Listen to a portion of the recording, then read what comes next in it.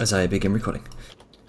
So, the evening draws to a close on your 19th day in the Morbog. Just over 2 weeks you've spent in these dreary, haunted marshlands. The last remnants of the attack from Mortithax, by way of last few minions, are dispatched by you, but not before getting the word out that the Black Dragoness Mortithax is dead by your hands. However, perhaps the fight with her isn't over yet.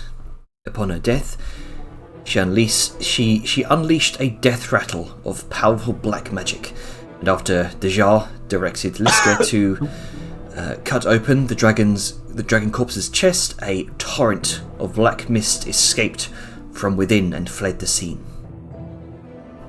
Later on, while harvesting the body of the dragoness, you discovered, wedged into the heart, was a large, empty soul stone, lending credence to the idea that while her body is dead, her soul may now be still out there somewhere. It was supposed that perhaps she has a backup. You spent most of the rest of the day carving up her body for parts, meat, and all sorts. And also spent some time rebuilding a partly crushed wagon of Vellum's.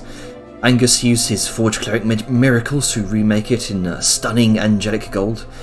And later on that day, as you set off back into the Morbog, you began to enter the marshlands, no longer regaining the quicker pace given to you by the mountain steps. You began to see bodies and preserved faces beneath the surfaces of the blackening, stagnant waters. Saoyun saw a familiar face and panicked, about to wade into the water to rescue whomever she saw there, before before her allies managed to stop her just in time to snap her out of it. At camp later that night, Liska had a private, emotional heart-to-heart talk with Saoyun about what she saw in the marshes. Liska revealed that she had a very similar experience. Both Saoyun and Liska saw visages of their siblings, their brothers. They discussed the traumas, sorrows, and guilts that the Morbog unearths, and the need to keep close to one another, look out for each other. Perhaps this is the beginning of a stronger bond between both Saoyun and Liska, we shall see. As they finished confiding in each other, Vellum had an aside with Liska about his plan going into the fight with Mortithax and how it went awry.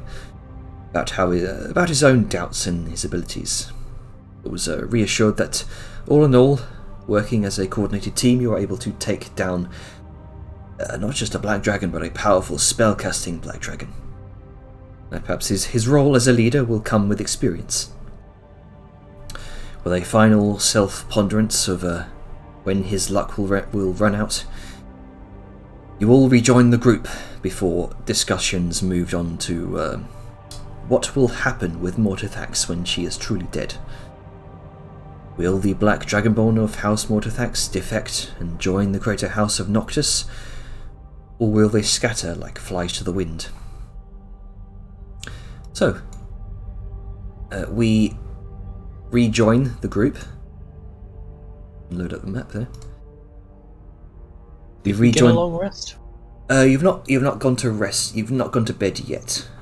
You're still at the camp. You're around the fire, kind of pondering this question, and the day's rather traumatic events. Okay.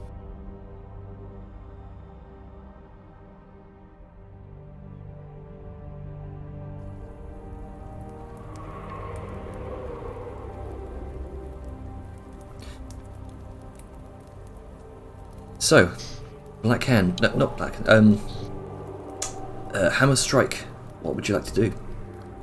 Oh, first I'd like to know, good job on the metallic wagon.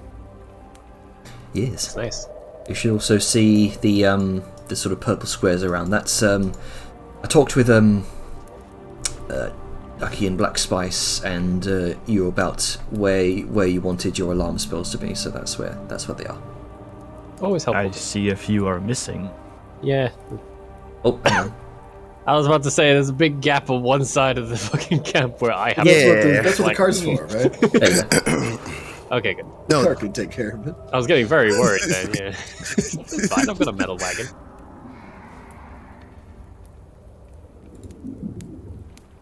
So, what would you like So where to did we leave off on watch? 'Cause I think we started night. I don't think you've started any watches just yet. Okay, so we would be first watch. That's all right.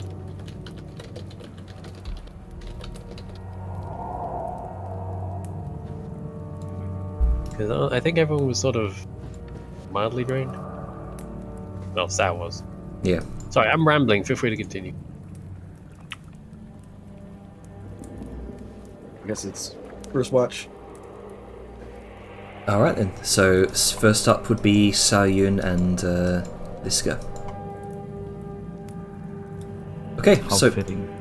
both of you go ahead and make your perception checks.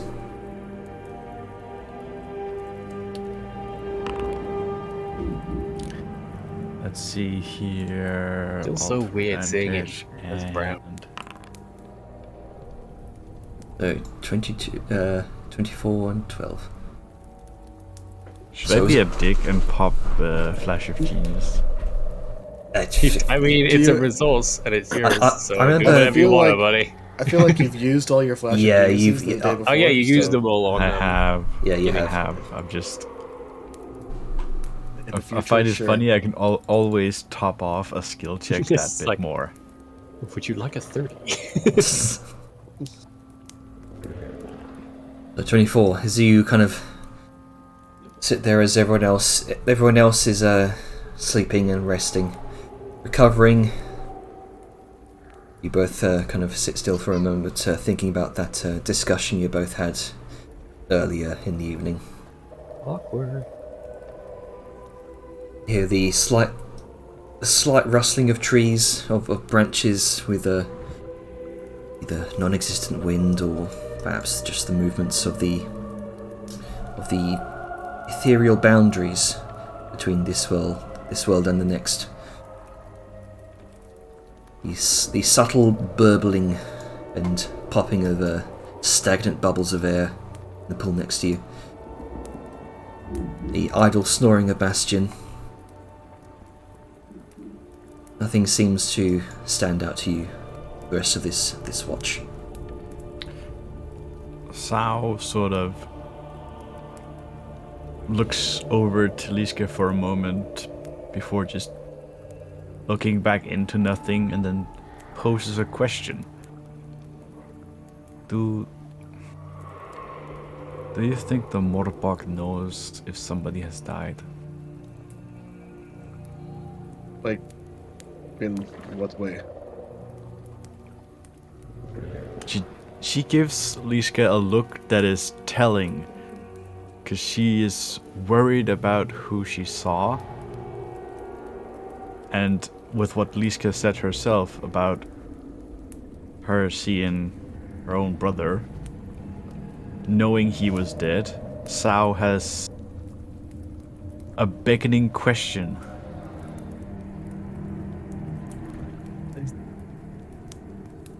I think the Morbog knows your fears and knows your sorrows. I do not think it knows whether or not somebody has died. It, in my eyes, is... I think it knows what will tempt people into its waters. I do not think it knows anything beyond its borders.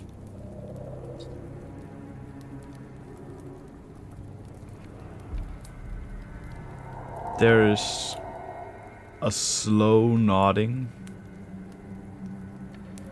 but it's still visible that she's worried.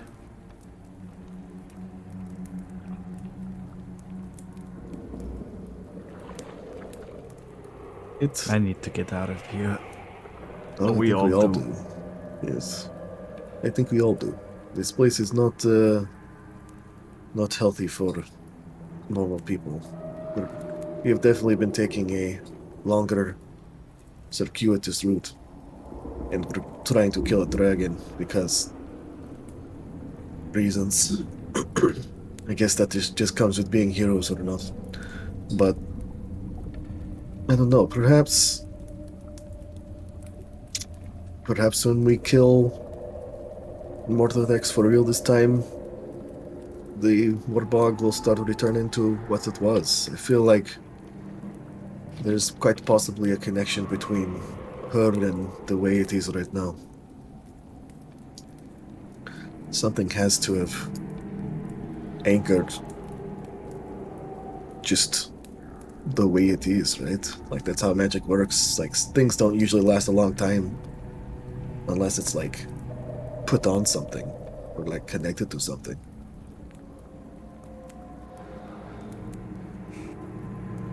You're probably right. Maybe we can find it in the lair Waterfax has. And just think about it.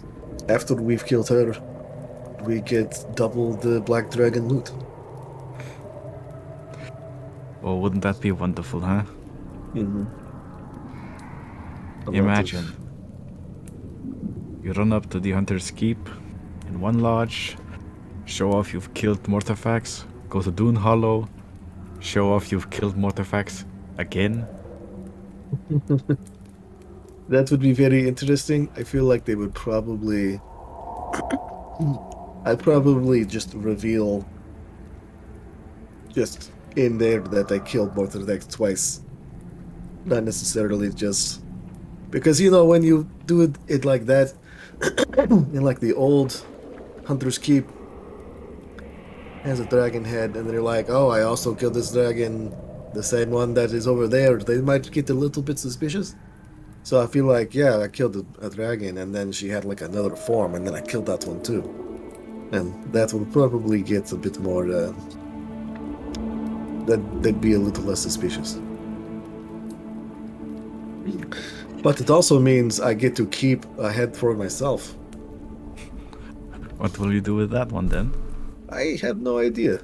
Perhaps I'll put it on top of like Vellum's cart or something. Just be like, dragon killer. Bah.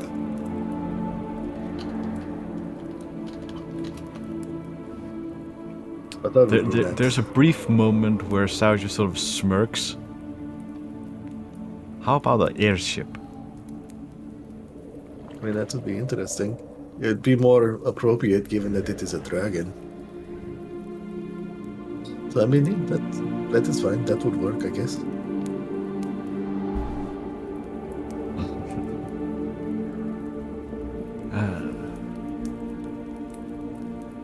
I think our shift is about to end soon. It's about that time. Who's Get some up rest, next? Sal. I will. So who's up next? It's the Jara and Vellum. Vellum. Yes. Okay. You go into the tent. I'll get them. All right. Thank you. Sorry, I just had a mental picture of Liska just walking up and then shaking the wagon. Get She up! can't fit through the door very well. It's just like, Philip, wake up! It's your turn. She wasn't gonna shake the wagon, but she will come up and just bash on the door. Be like, Val, wake up. I'm awake. It's your watch. Do your thing. Uh, Is the jar in there with you? no. Okay. Hang on, let me check. Turns around, looks at the empty wagon. Okay, yeah, no. So yeah, so Liska's gonna go in and gently, like, stir the jar. Be like, hey, the jar, it's your watch. Okay. Well, there would have been such a good opportunity. Would have been such a good opportunity to say yes. Yeah, she's here. Oh, I mean, no. I prefer the idea that he just reflexively said no and then had to check. He is a reptile magnet. Apparently.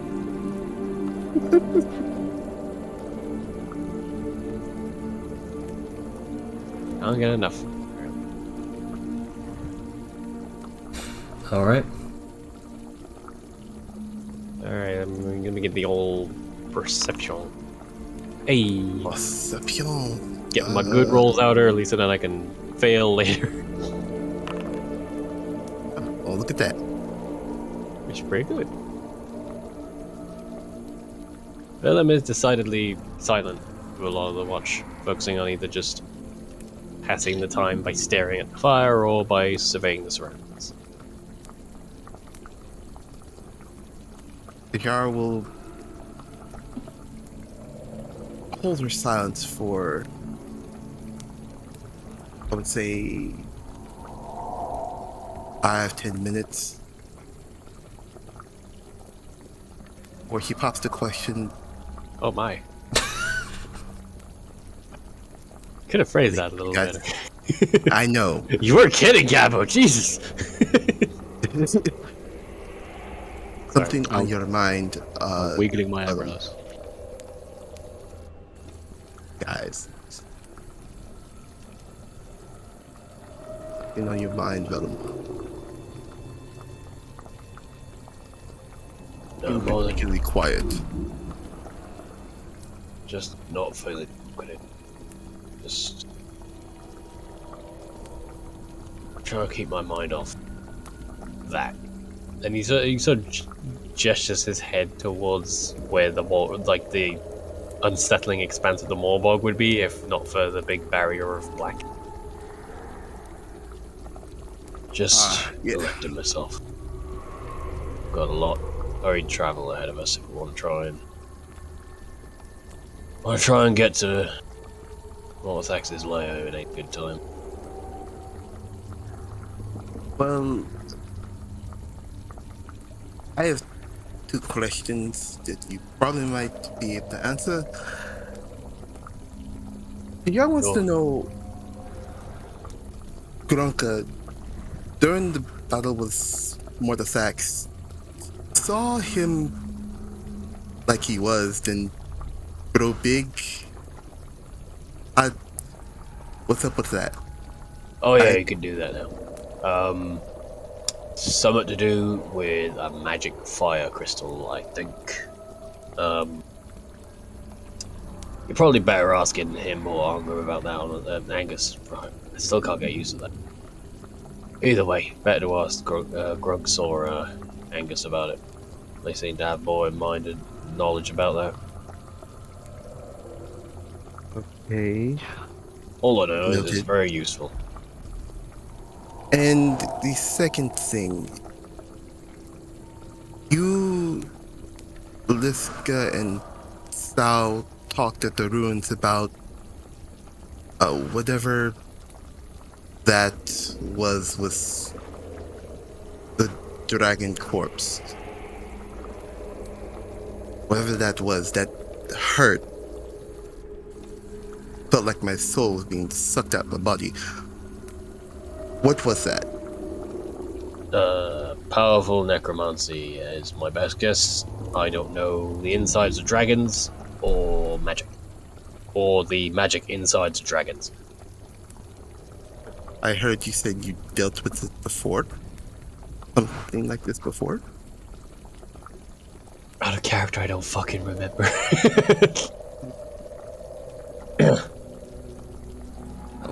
I believe Sayun mentioned something about the room filled with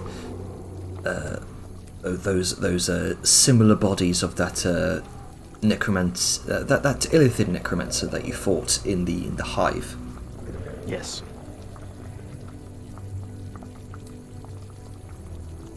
I think I did, yeah.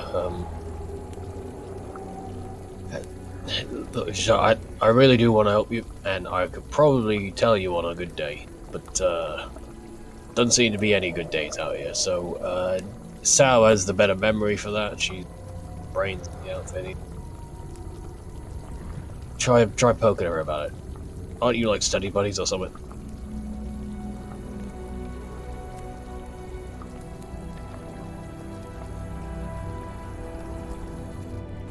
Hello, Jaw. Nice. I Snap fingers in front of her face. he's just snaps. Her head just looks. I'm trying to answer your question. Let me think. There wasn't a question. I said you should talk to. Oh right, yeah. If you study buddies or not. Thought I told you two to talk. A lot in common, so I seems smart. haven't got the chance to. Right. Well, when we're not rushing towards certain death, talk to her. Just like in, it's like he's just got he's staring over with like his hands up and a sort of just like that's it. Sense. I Also can knows you could use the practice. want to remind me. Well, you're not going to get better unless you practice. So practice talking to someone who knows what the hell you're talking about. I'll do that. Mr. Quiet all the time. Well, you do remember where we are, right? And you got to keep your head about you in a place like this. I've been seeing you lot sort of struggle. And I do not want to find out what will happen if I end up struggling.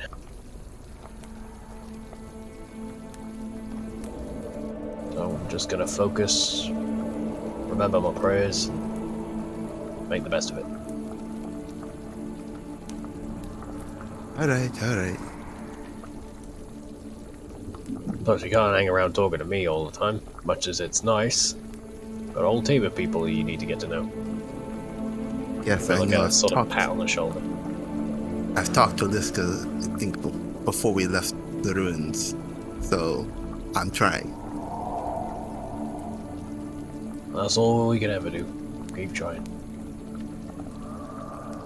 And he will remain mostly taciturn until the end of the shift. Alright. Fucking Gafo.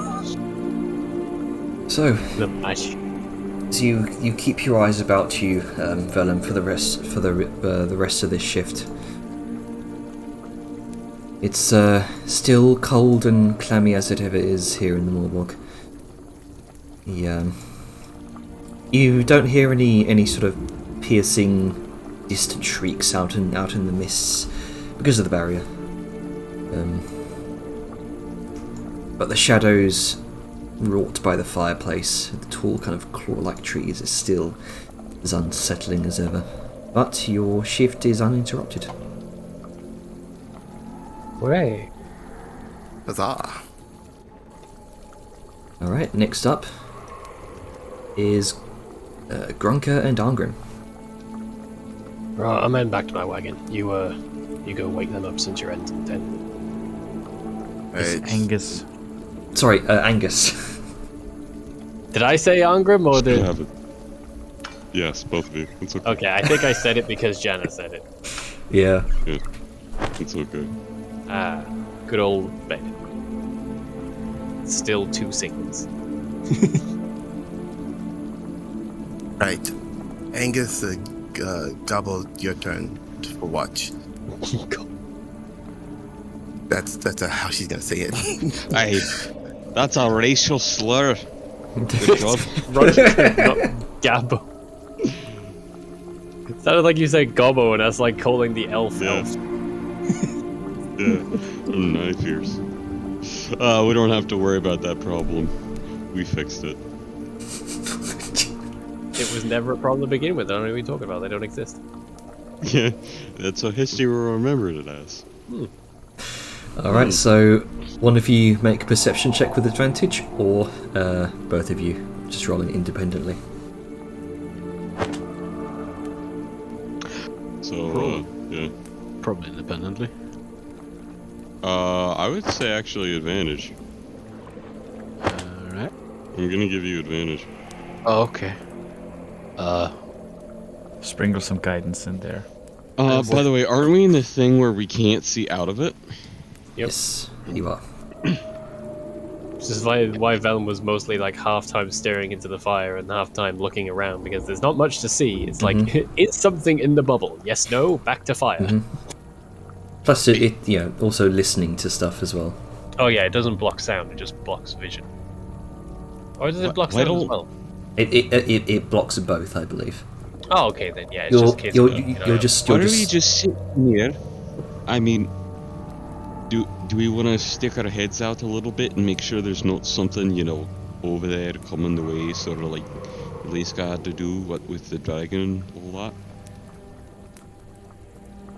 Okay. Or do you just want to stay in the little... Oh, we're gonna have a little peek. Gonna have a little peek. Okay. I have a idea. Let me check something.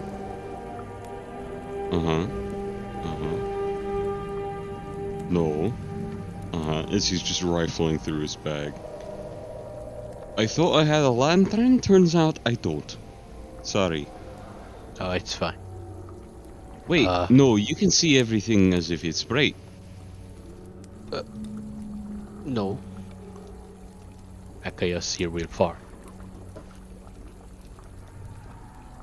With the Moorbog, everything's constantly in dim light, which you see is bright light.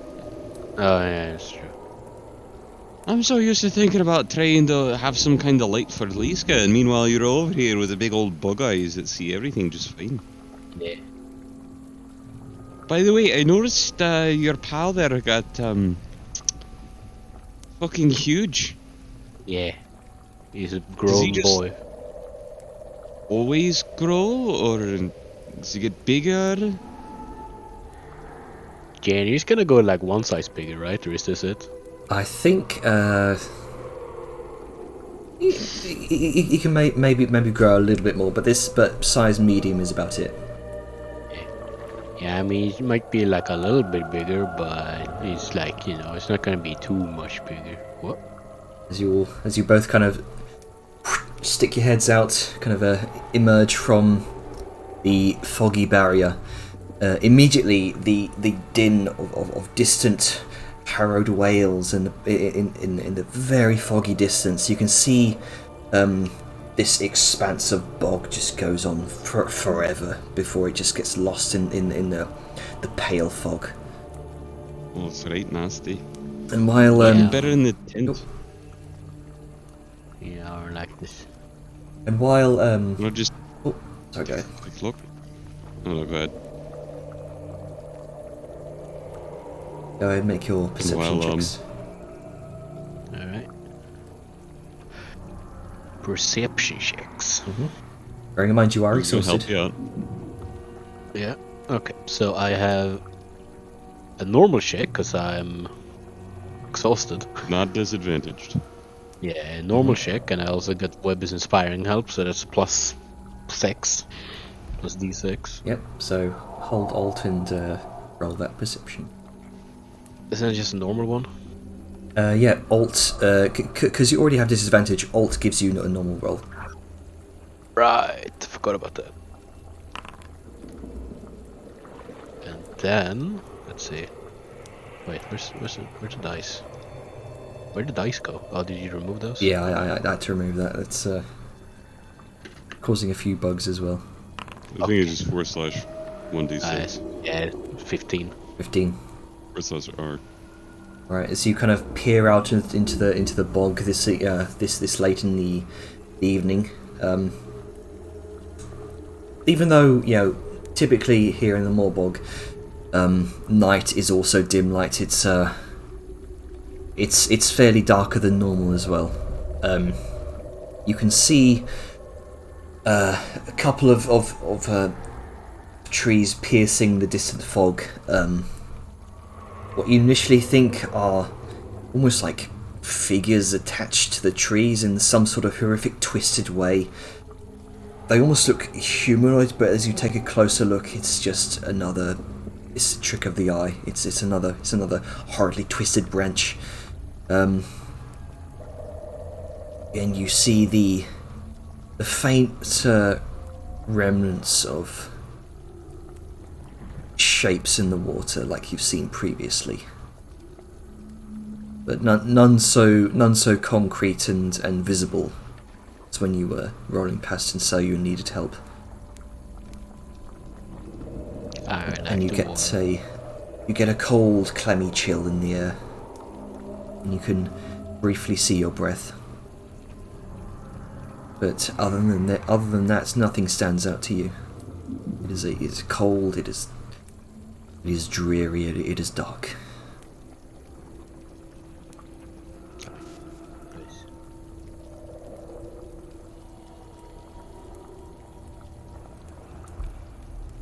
Nothing out of the ordinary. It's normal. So, I mean, you know, as normal as this place gets. Okay. Let's pop in and get back then if all seems well. Yeah. Don't like to linger. Can I get back in through the barrier? As you put your hand out through the barrier, right through. Oh, I was worried for a minute I wouldn't be able to get back through. You know, maybe we should have thought about that before going out. Well, I could make us a little fire and we could have a private little campsite and fend off the monsters through the night. It would have been fun. By the way, speaking of through the night, he's gonna kind of look around and find his stick. It's easy enough to do. Do me a little bit of a favor and look over here for a moment. So I'll look over down.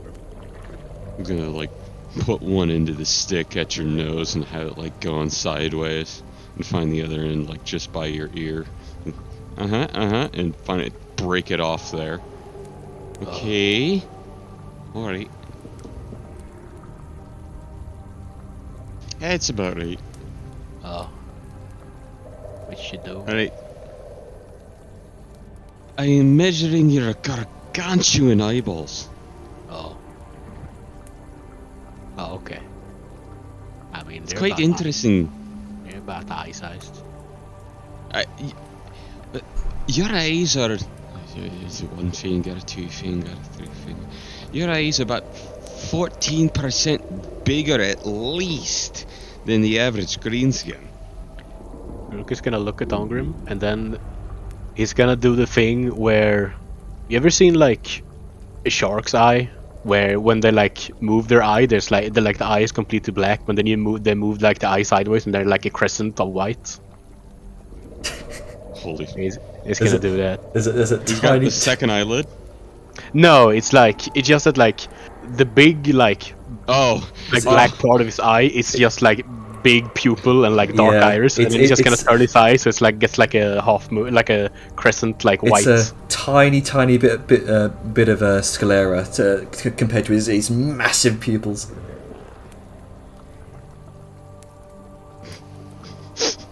It's this. Is it a word? Yeah, it's pretty much, yeah. You see, that's what I'm talking about. Normally, that's not the case. It's just... Oh. Interestingly enough, each time I see a little bit more that isn't just a goblin. Makes me wonder how different you are. Oh, yeah. I mean... You know, it's been a couple 100 years, and it was, you know, the ley lines, and it was just, you know, it's a lot of things change you.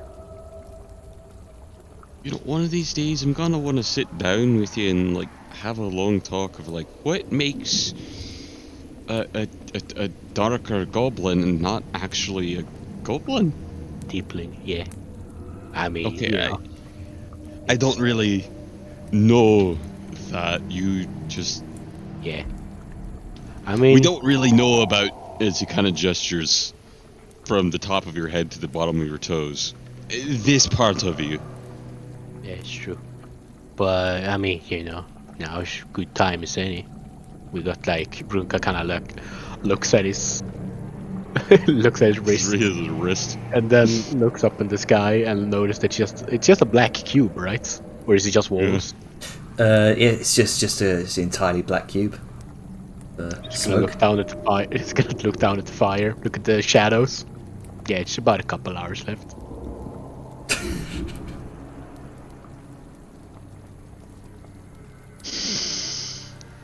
Alright. As he kind of flips around and begins having a long talk with you about goblin, not goblin, deepling lore, and like why you're actually different and why you hate the goblins. And he will try and get what information you're able or willing to share from him that he could actually get from the deepling page. Okay. On the word end. We can do the roleplay if you want, but this is a long watch and I don't want to subtract from other people's times. So it's Can you sort of up can to just do like a little quick thing? Yeah. Okay. So basically, I'm not a bookie. I don't like I'm not a historian, but basically, our like my people were kept as like slaves, like kind of like the lowest like caste, I guess. I don't know that that the goblins had, but we were also kind of like treated a little bit worse for some reason. I don't really know why, but we kind of didn't really had a very good time. And then Gex, the good speaker, kind of just started speaking the good about a place where we could escape to and live and be safe. So Gengar didn't really like that, so we kind of tore him apart, and that kind of as he became like a bit of a martyr, we kind of rebelled and kind of escaped and ran away down into the caves we were forced to mine in, and then we just kind of kept going for nobody really knows. It was a long time, and then eventually we found home, Glimmertop, and we just have been living there since the it's been less that we have changed while living there, it was more that we apparently changed during the Exodus. During our travels, we kind of, I think, as far as I understand, and as far as like what's been written down, we looked just like normal goblins, but during the travels we changed. And again, I don't really know anything about magic or how that works or why it works, but there's something about those ley lines that we kind of exists. Apparently, as far this is all just like theories. We don't really actually know properly because we never actually been managed to find like the path that our ancestor took, like the proper one. Because I don't know, it depends who you ask. But caves kind of change sometimes. But but the big thing, and Grook is gonna kind of like lean up a little bit closer. So like the big thing is that we believe that it was like Earth, kind of like one of the Earth ley lines, I think. And the reason we think that is because at least this is what the stories goes. Is that during the Exodus there was like a little girl, and she had like probably her dad or uncle or something, I don't know, who had like made a little like stone toy for her, like a little dude, little person, and he apparently like must have dropped it during the during like the exposure, and the reason we know that, I think, is because like many years later when she was she was an old man, or an old man. I mean, she was an old woman. She didn't change sex or anything. I don't think so, at least. It came back. As in, it like she was just being an old woman, just kind of doing something, and then just this little thing just come walking up to her.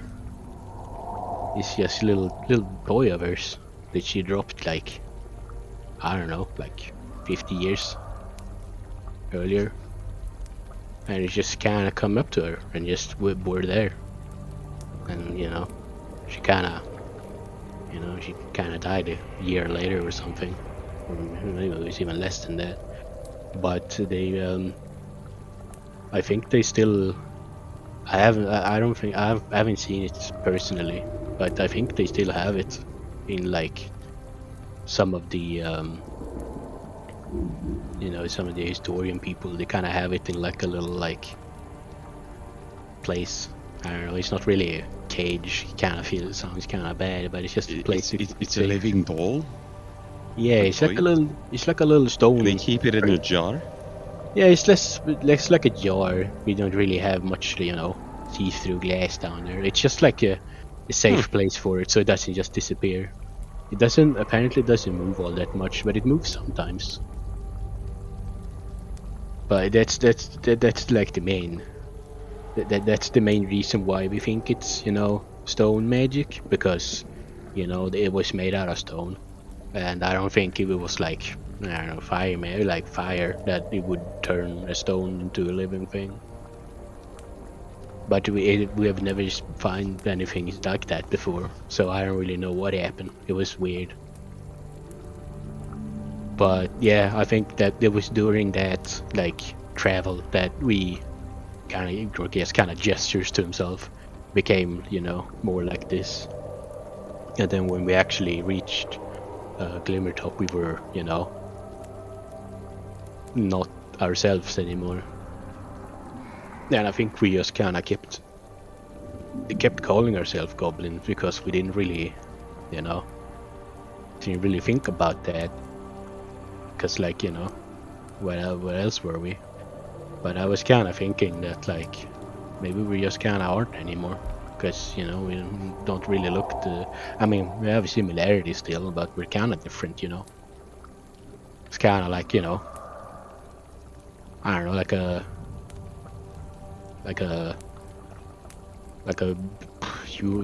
human and an orc. They're still very, very similar, but they're also different. Maybe.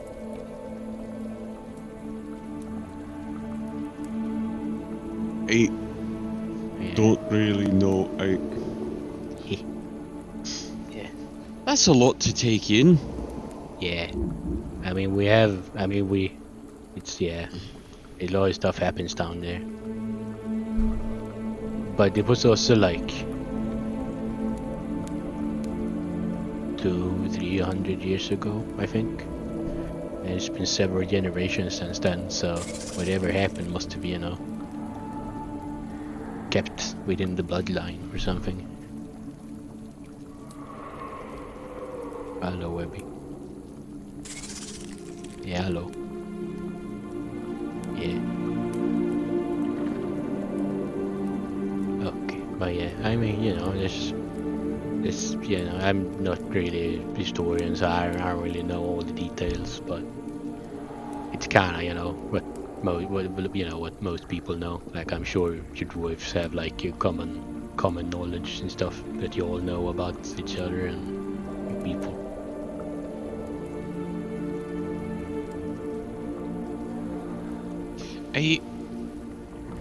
I suppose it's not too different in that regard, but still there is lots of little nuance that I hadn't thought about with that.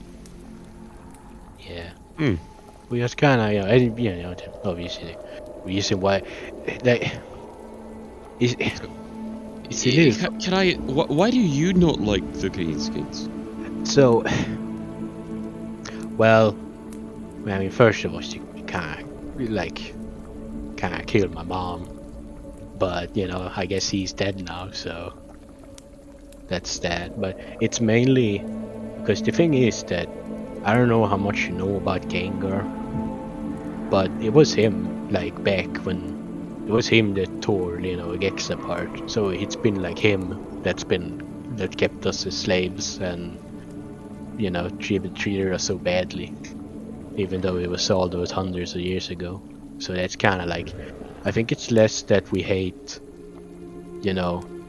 we hate people that are his, because like I've met other goblins out here. I mean, there was one up in Dunolo who was that working for that tailor, and he seemed like he looked a little awkward, but he seemed like okay. He didn't really think about anything, or he didn't really like Gengar at all. So it was just like it was okay, as long as they're not followers of him. Then they're like I still might probably wouldn't go up and pat him on the back and give them a coin, but yeah, I would still I wouldn't attack him. But if they were very very clearly followers of him and believed all that he did and all that stuff, then so yeah, it's a little bit Here's a complicated. question for you. Yeah.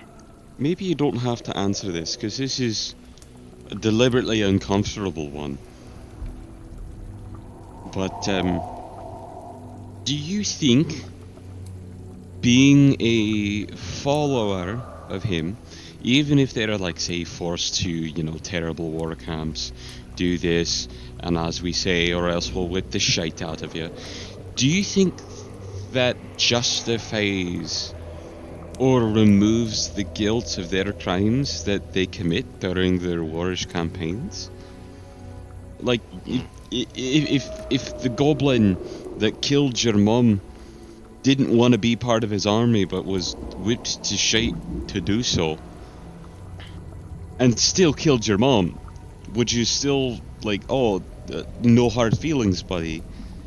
Or would you still say, fuck you? You killed me mom. That's not forgivable.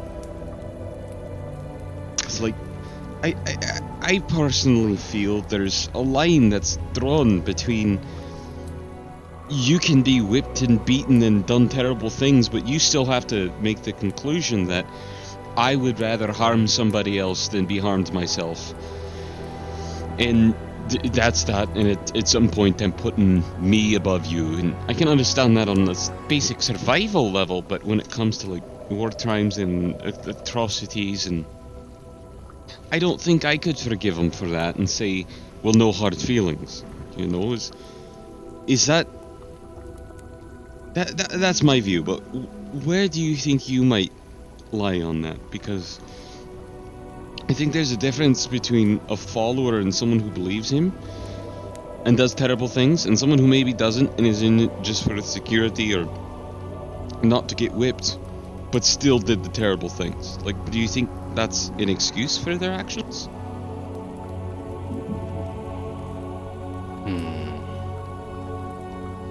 It's an uncomfortable question. If you gotta think on it, that's fine. You don't have to answer it, but it's just I guess that's the reason I blew the shite out of the other guy. I saw a goblin with a spear, and right after war, I mean, we'd just slaughtered hundreds or thousands of them. And here's this camp right where we're at, and got me thinking we're being stalked and that there's more, and even if there wasn't, the odds of them being part of that war camp are so astronomically high, and then yeah, even if they wanted to get away, we probably fought those people.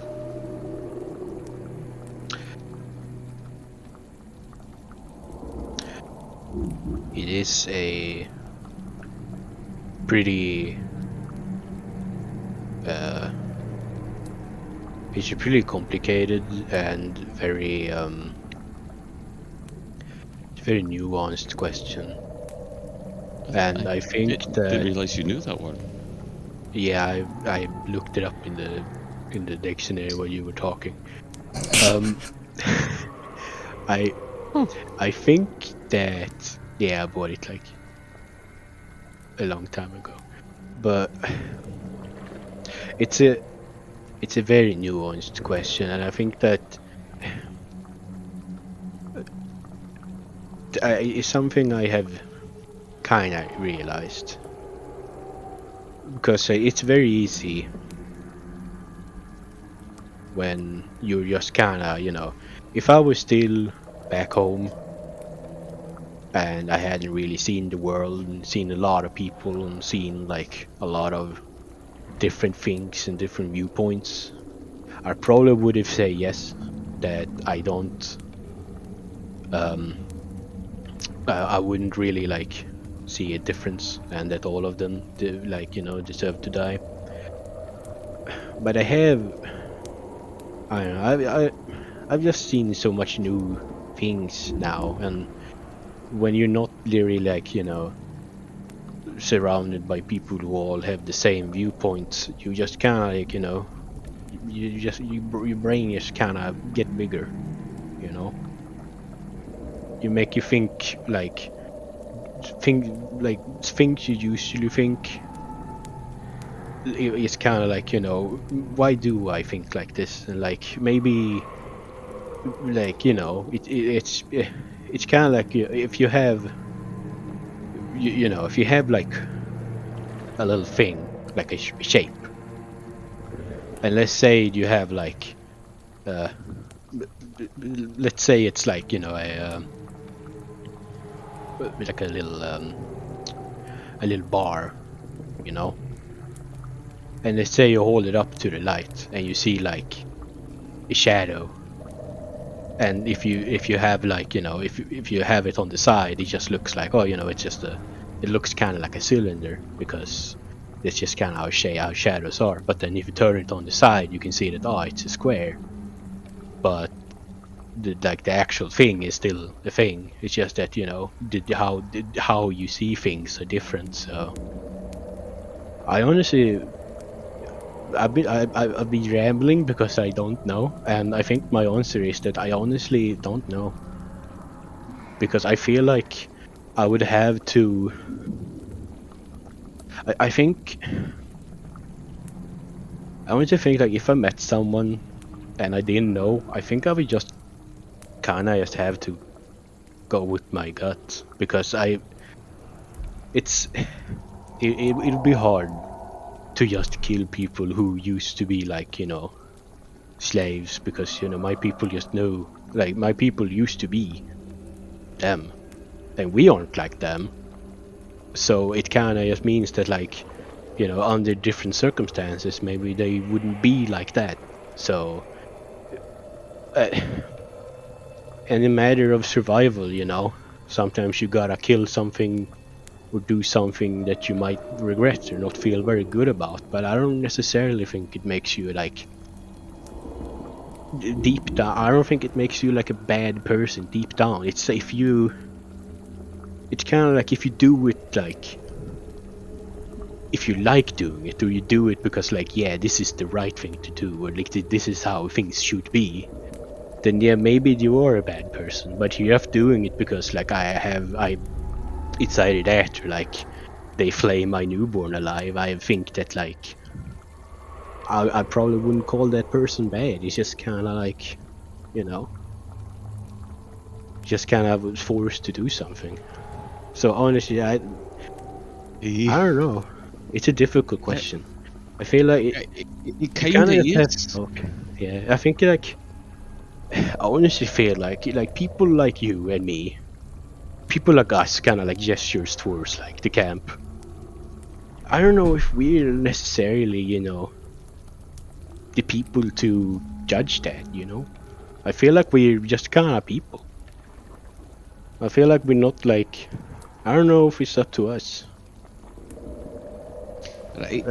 There might be some people who are more, who can maybe like better at knowing someone, better at figuring stuff out. I don't know. It feels like something maybe just a single person shouldn't have to think about. But I don't know. It's hard. It's a difficult question. I just kind of wanted to bring something up to sort of think about, Yeah. you know, because I think you can do terrible things and, like, you know, you do it or I'll flay your newborn, and like, that's terrible. Maybe they're not a evil person and they're just doing what they're kind of forced to do, but I don't know if that necessarily removes your guilt from doing it, right? Like, no, but I feel like it would, at least for me, I feel like it would lessen it a little bit, because it's kind of like, you know, if I have your favorite mug, and if I, you know, it's a difference if I like throw it on the ground or if I accidentally knock it over the table. Like, it's broken regardless, but it's just like, you know, it's the intent of the breaking that's kind of like, you know, the matter if you get like mad or really mad. You know, I don't necessarily think you should be like, you know, oh yeah, you know, it's fine, don't worry about it. It's just kind of like, you know, you can hey, still but probably be mad, but just not like, you know. if I break your mug, isn't it fair either way that I buy a new one, whether I did it on purpose because I was being a fucking twat, or because oops, my elbow went off and I bumped it? Doesn't it seem sort of like either way you can't deny you broke the mug, whether you chose to or not, and it's sort of your responsibility Yeah. to do right by it. You know, you Yeah, don't. I mean, the mug is Being broken. an accident doesn't excuse it. Yeah, I mean, you know, the mug is broken, but I feel like, and you know, this is also, you know, it doesn't necessarily apply to people and everything Oh like yeah, that. no. I very But much mean like the individual in this case. You know. yeah, but I feel like the thing is that like the mug is broken. Like it's, you know, it's a bunch of crap on the ground. Like no matter if you like it doesn't really matter what you do or what you say. It's just it's just broken. Like, you know, if they, even if like the difference between if they say fuck you or I'm sorry, it's just, you know, doesn't really matter. Just mug's broken. But and like you could buy a new mug. Like you could either, like, you can slap him silly until he buys you a new mug, or you can just like, oh yeah, I'm sorry, I'm just, you know, I'll buy you like a new mug, a really nice new fancy mug. But it's, you know, maybe, you know, it's a mug like your granddad did, and he made it like when he was a kid, and it's been passing down. And it's just like, Oh, you his know, eyes immediately sort of look down and he begins to nod. yeah. So it's just, you know, I don't feel like, because the thing is that like, if I met, for example, like now, I know who killed my mom. Like, he's dead. He blew up. I watched him die, and I didn't necessarily feel like, you know, it was nice that he died, but I honestly didn't really feel all that great. But if I met him and he was just like I know that this was the person who killed my mom, and he was like just some person in like that was had like a bunch of whip scars and was like meekly and just kind of just, you know, obviously not necessarily something that I honestly don't know if I could have killed him. Because if he was just like, if I could, I feel like the thing is that like, I'm putting you in a hard question, yeah. Spud. I'm sorry. Yeah, I just want to know more about you. yeah, it's okay. If you don't feel comfortable, if you can't answer it, you don't have to. No, That's fine. it's okay. I'm just gonna this final thought, and then we're just gonna look, and then we're just gonna sit here, and I'm just gonna look at the, you know, we just kind of points up and realize there's no stars. Look at the black void of nothingness. Yes, a comforting thought. Yeah, nice embrace of nothing. So, like I crave that after a long day. yeah. Out a flask before he swings it to you. Yeah, but yeah, like the thing is that like something that we have kind of realized, and something that we like my people, our people, is that we are different from them, and therefore we should not act like them. So if you think like, oh, you know, a goblin would have probably just, you know, killed them or slapped them or whatever, maybe we should be like, you know, we're gonna be better than them. And I feel like that's something that's kind of like the whole thing also why I kind of changed our, like, you know, her name, was because like we're different, both I now physically and also just we're just better than them. I feel like we have both striving to become and are just better than them, and I feel like we don't want to like be clumped together with them. So it's something that, you know, I want to actively work towards, maybe someday. you But know, I feel it's just that, like, you just want I'd to be be happy better. to help you with that. Yeah, You just don't gonna, really like, see. You don't act like a green skin. You don't talk like No. one. You don't think like one. yeah. I think that's You know. yeah. I think that's the big thing that I feel like it's just, you know, if they would, you know, oh, you know, they like, for like, you know, if we had the chance to become, you know, in their position, we wouldn't keep them as slaves. We wouldn't whip them and stuff like that because we're better than them. And I feel like that's something that you kind of just, I mean, let's be honest, it's pretty easy to be better than them. But I think It's, you know, it's not asking a lot. no, yeah. But I just feel like that's like the main goal. It's just be better than a goblin. Like, think like, would a goblin do this? And if the answer is yes, then maybe you shouldn't. It's just kind of like how I think. Like, during combat, I think that, like, you know, combat is combat. You know, everybody fight the same. But like, when you're just kind of seeing something, it's just like, you know, oh, a goblin would kind of, you know, point and laugh, and that dude's like really big, gross nose. But and even though you kind of Hey, feel like, he no, covers his nose. oh, not you. I'm talking about, you know, some dude, and Oh, you I'm, know, I'm having a laugh. yeah. But maybe, but even if you feel that, like, you know, oh, that dude's got really big, ugly nose, I really want to, you know, laugh at it.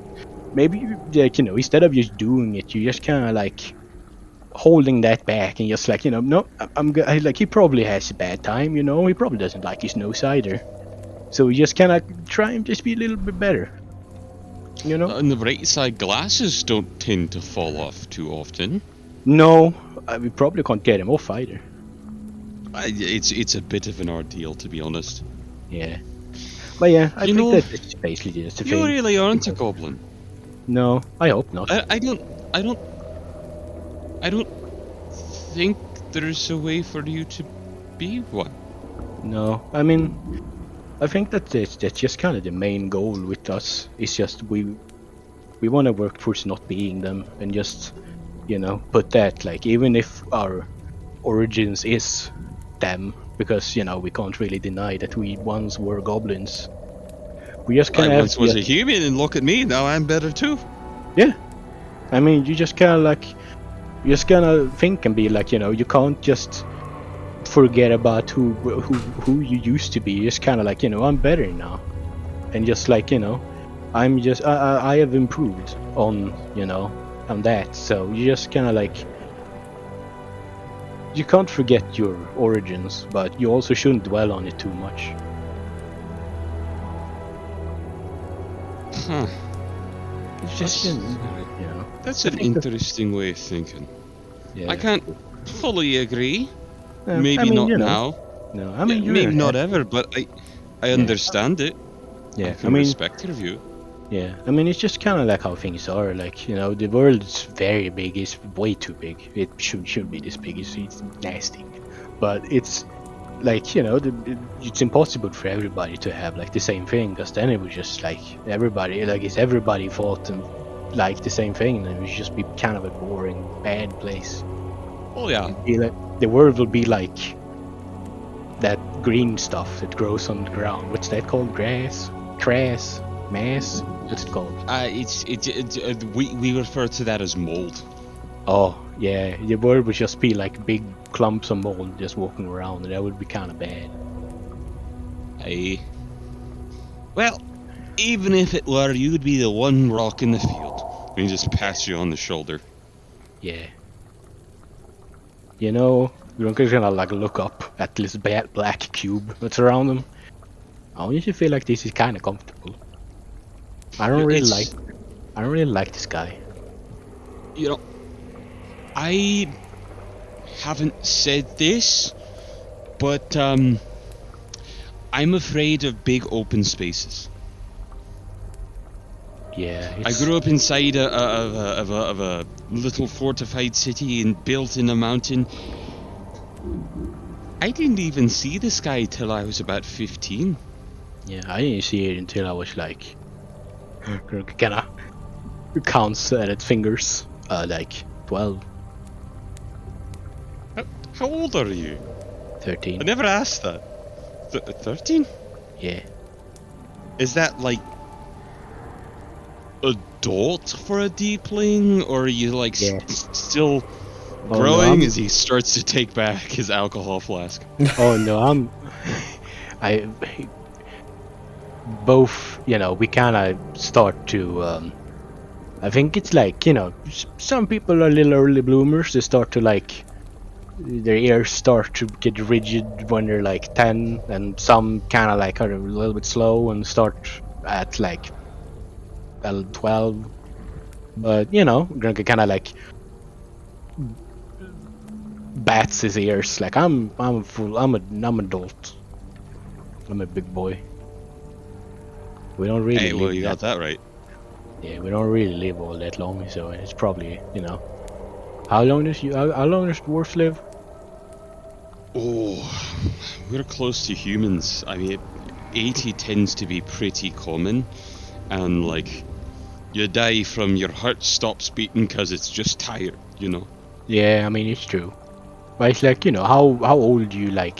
How old's like the oldest dude you know, and how like how like when do you usually die of not, you know, choking on bacon?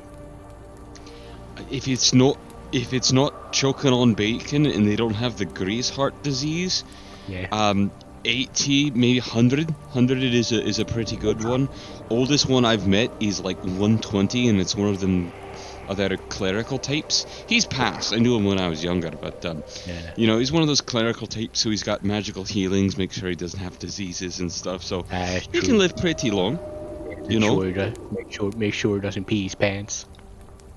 aye, Yeah. aye. That's an important thing to do. Yeah, it's pretty important.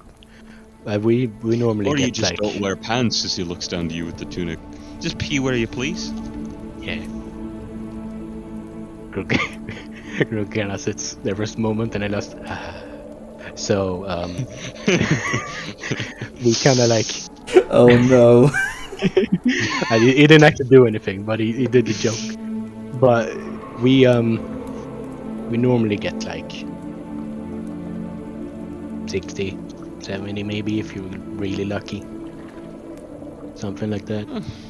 So like, you know, 300, 200 years ago, that's like a lot of generations.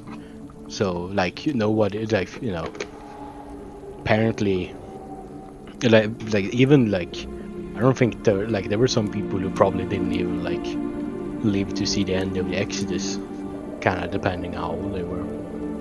But you know, we don't really live all that long, which is, you know, I think it's both nice and it's, you know, it's a shame. Like someone at least like this guy, I think she's like really old, right? Like she's like old. I don't know. She doesn't look old, but I know. I think. I think she's young for one. Yeah. To be honest, I know dwarves live like around a quarter of what demon type tend to. So it's like she'll probably start getting her first grey hairs by the time my head's I would say bald and dead, but I'll just dead. might be dead. Yeah. You know, Angrim, I think if someone dug you up like several generations later, I think you would still have your mustache on your skull. It would have grown longer, as Yeah, he probably. proudly puffs out his chest. Probably. It was sucked in nutriments out of the ground around it. And you know what? Those big angry teeth of yours will get bigger. Oh wow, probably. Oh yeah. You know, I think it would be nice to do more shifts and talk like this. Yeah, You it's nice. are surprisingly quite the talker. Yeah, you know, I kinda, kinda feel like I haven't really talked in like months, years even. But it's, it's just kinda like, I'm very, or kinda just gestures around them. Like, I don't really belong up here. Like, I don't necessarily know, like, oh, someone is like, you can talk about someone like, oh, lovely weather we're having, and I'm like, what the fuck is that? What's that up there? What's that? Cloud? What's the cloud? I don't know. I can't really talk to people. I don't know what's normal. I don't know I what's asked normal up a here. wizard once. Apparently, a cloud is just like a floating lake. That's how he explained it to me. Honestly, I think he was lying. He must be right. That doesn't make any sense. Water doesn't look like that. I know. But I mean, even snow. Like, what the hell snow? I've seen it, but I don't really know what snow is. Like, it kind of looks like snow, but also doesn't look like too soft. Kind of look like, I don't know. I saw It's like not steam, because steam's hot and goes away. yeah, it kind of points at bastions. Kind of look like that if we gave him a bath. Exactly. When he gets Bastion, off of you hear, you see Bastion's ear kind of flick at the mention of bath, and he just turns around as he stirs from sleep and just gives you such a glare. Oh, don't worry. No, he doesn't want it. Oh no, don't worry. I don't like baths either. You know, I think that's because you haven't had a proper hot and mud bath. Yeah, maybe. We just kind of like, we don't like. We have water, but it's not like kind of again gestures towards like the big lakes that we can't see because it's a black void. Like we don't like, they exist, but not like this. Like, we have a lake, we have like a water supply, but it kind of feels like that's kind of it, and that's for that's also kind of for the gulpers. We don't really full of So we kind of just what we do is that we kind of just make a little either like a stone building, or maybe either hide or mushroom or whatever. Maybe not mushroom, is probably gonna burn. But we kind of just make a room, and then we have like a little trickle of like lava flow in the room, and then we just kind of throw like a little bit of water on it. And then when it gets like really steamy and warm, and you're just kind of like both really sweaty and also just kind of like the moisture just kind of collects on your skin, you then take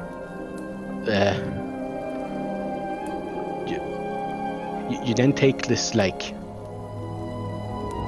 I don't know, it's kind of like a knife, but it's not sharp, and it's kind of like bent the wrong way. It's kind of like it's bent towards the edge, kind of like a scraping thing.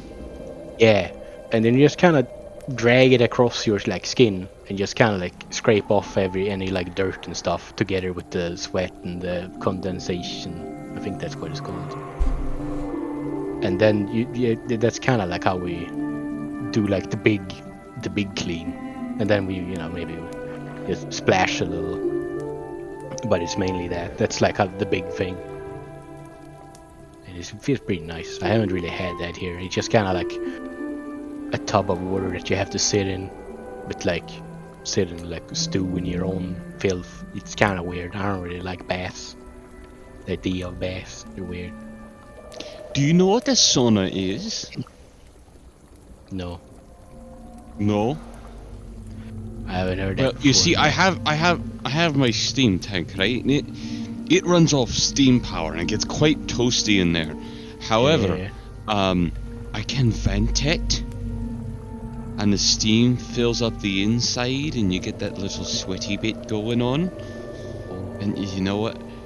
Yeah, I think it's about who's next? Who's next shift?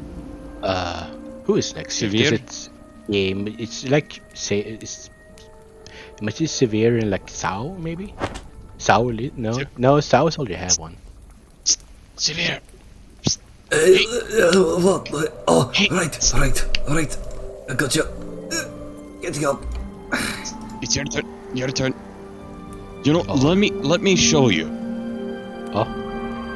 Okay. Why is it? Hold on, it's locked. Oh wait, hang on. I gotta get. Where the did I key. put the gotta- keys? Sorry, there you go. Oh wait, I'm the key. Oh. Yeah, that's good. That's how, you don't lose yourself. I hope. That'd be weird. Behold, steam. Oh. He hands you a chisel.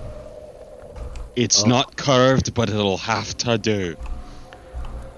Yeah, I think I could work with this. It's, it's kind of like, it's almost kind of like gonna grab the steam and then like rub it between his fingers. It's like, it's a little, it's a little cold, but this will definitely do. It's not like, It's yeah, it's not magma warm, but it's, it's warm. It's good enough, I haven't even turned it on yet. Oh, okay. Yeah, And with that, he's gonna steam the shit out of the tank. And maybe we can end it here. yeah. That was a very informative watch. Yeah. Yeah, that went longer than thought, but I Worth got it. that Grunka roleplay and that Gabo lore. Hell yeah, it's always worth it. Yeah. Good times. It's Alright. kind of what happened when you haven't lost for lore for like, I don't know, how long we've been doing this? 2 years? I'm sorry. I mean, as the a opportunities Liska, I never feel come you. up. It happens. Once in a night time, yo. Yeah. Okay, next person. Who's we're watching with, by the way? It'd be Takalia. Blue Dragon Oh. Lady. I think Oh, it yeah. used to be Liska.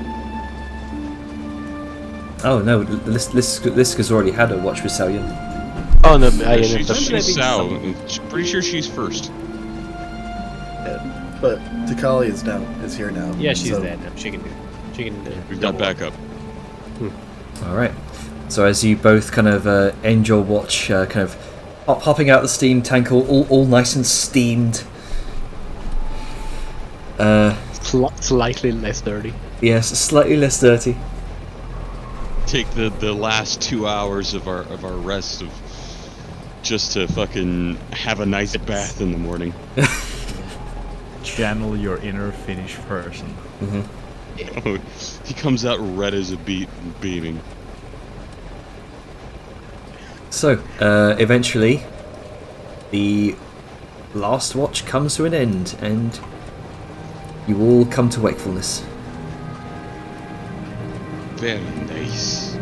So you can all take your long rests. Wonderful. Still getting used to the black boxes. Yeah.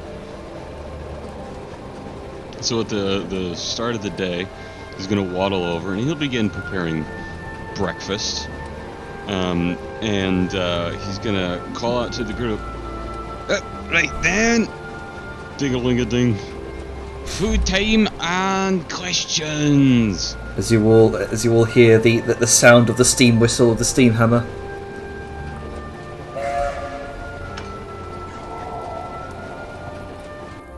I have the last of the fresh food. After this, it's gonna be dragon rations. That sounds worrying. Well, one of the things I can do is, purify food and water of their nastiness, make it totally fine. Which is one of the things I'm going to be learning today. Gonna step out. Oh, do we not eat at the table like civilized people? I love that everyone left the tent where the table and the kitchen is. Well, I have to hand out the slot first. We can go back inside. But I'm gonna go ahead and get all of my magic ready for the day, and I'd like to see if anyone has any special requests or anything they feel might be best.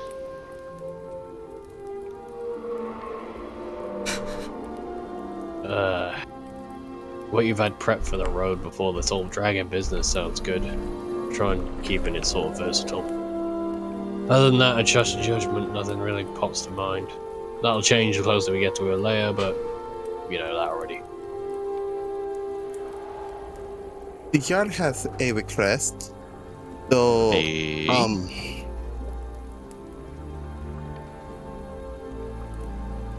How many of those soul stones do you have again?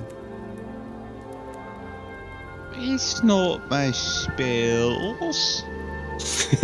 No, but it's special requests. So I meant for preparing this, you cheeky snake. Oh well. I got about half a dozen.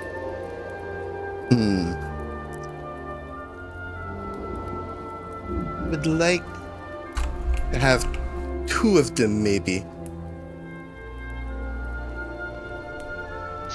I have found a spell on, and he reaches into her bag of holding, off of these, that requires them. Sure. Can I see the spell? Yeah, that's sort of coming What's in it line do? with what we were talking about and communicating what you plan on doing. Hold on a second. Asks for soul stones, mentions spell, doesn't mention what spell does. Concern in the camp. Refuses to explain. Refuses to elaborate.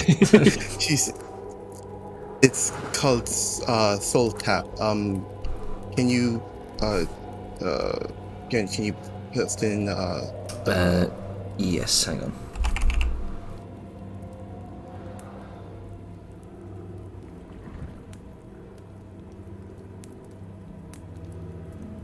Oh.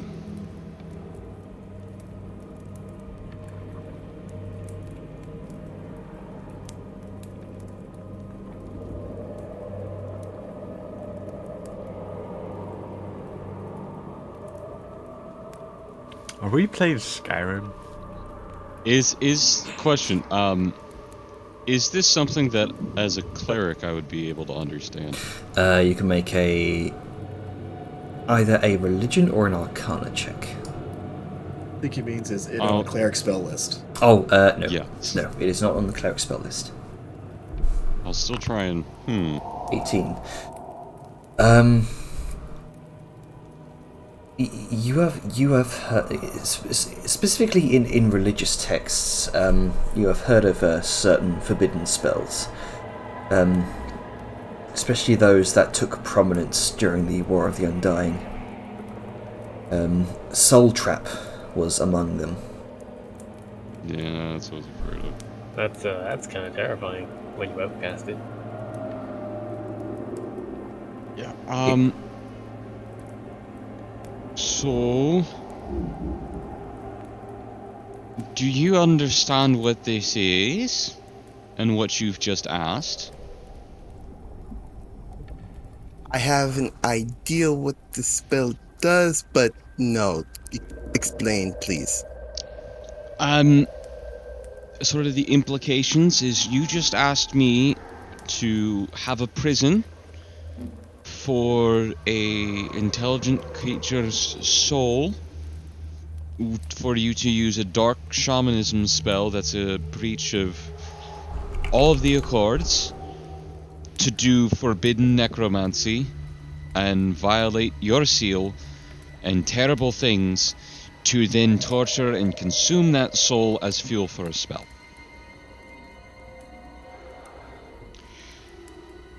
I'm not going to judge you here,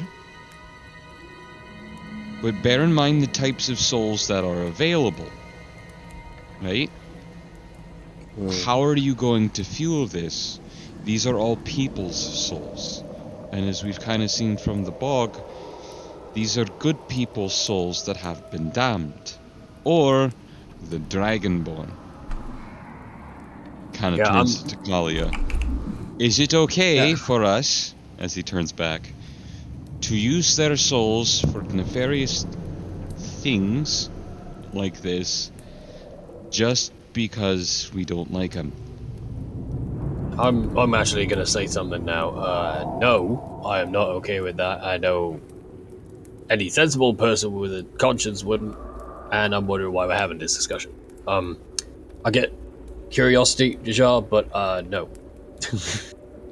Hold on. The reason why I was asking about it is because that thing that happened to the dragon corpse, I don't know what that thing was. So. Oh, you're thinking of trying to stop Mortathax from escaping again? That, yes. Why didn't you open with that? Fucking hell, Jajar. He sort of like, with a relieved sigh, leans back. It's better to get order of operations. Sorry. Yes, relevancy first, and the things that give context, whatever the fuck you're trying to say. Okay, carry on. Goes back to. So you want to use... Okay, so here's the thing. I don't think that spell would work. It may not be able to. I don't know it would be strong enough. You might be able to if you channel into it. But he's gonna reach out and he's gonna pull out a common soulstone. These are limited in their power. How could I best sort of describe this? It's like trying to fill a non-magic bag with a lot of shit. Or like a piano or something. Yeah, here you go. This thing would be strong enough to hold maybe the power of a soul that would be like maybe a bear or a lion or something like that. You know, some powerful beast. A dragon? No. In fact, and he's gonna pull out a very rare, far more complex soulstone. Yeah, you this kind of, is the one. You pull it out, and it's very large. It's about bowling ball sized. Kind of jagged spines everywhere. You can see whereas the common soulstone is sort of this emanates glowing red light from within. The very rare soulstone emanates no such glow. It is empty.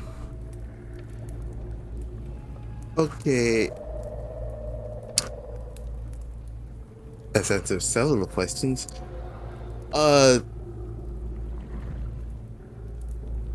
What did Mortathax do back at the ruins? Because I have no idea what happened there. Only thing I know was that I looked at her body. There was something glowing. I showed Liska where to cut, and then I felt like my soul was nearly being drained out my body. What was that? So I saw it from a distance, and then I got close. I got to examine the runes after. Not standard runes, by any means. And this was wedged in her body. These are like cups that hold power, the soul stones. and I'm pretty sure she had the runes on her body set to do that terrible dark magic to just kill you.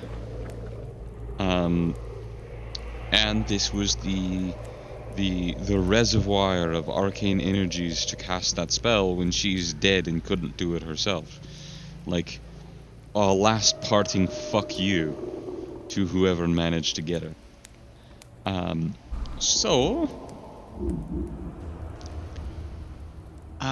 don't know exactly, but this is a powerful thing. Far more powerful enough it would be able to do and emanate sort of the power of that spell. I don't know if it would be able to hold her, to be honest. I think she's even more powerful than this. Would it be possible if I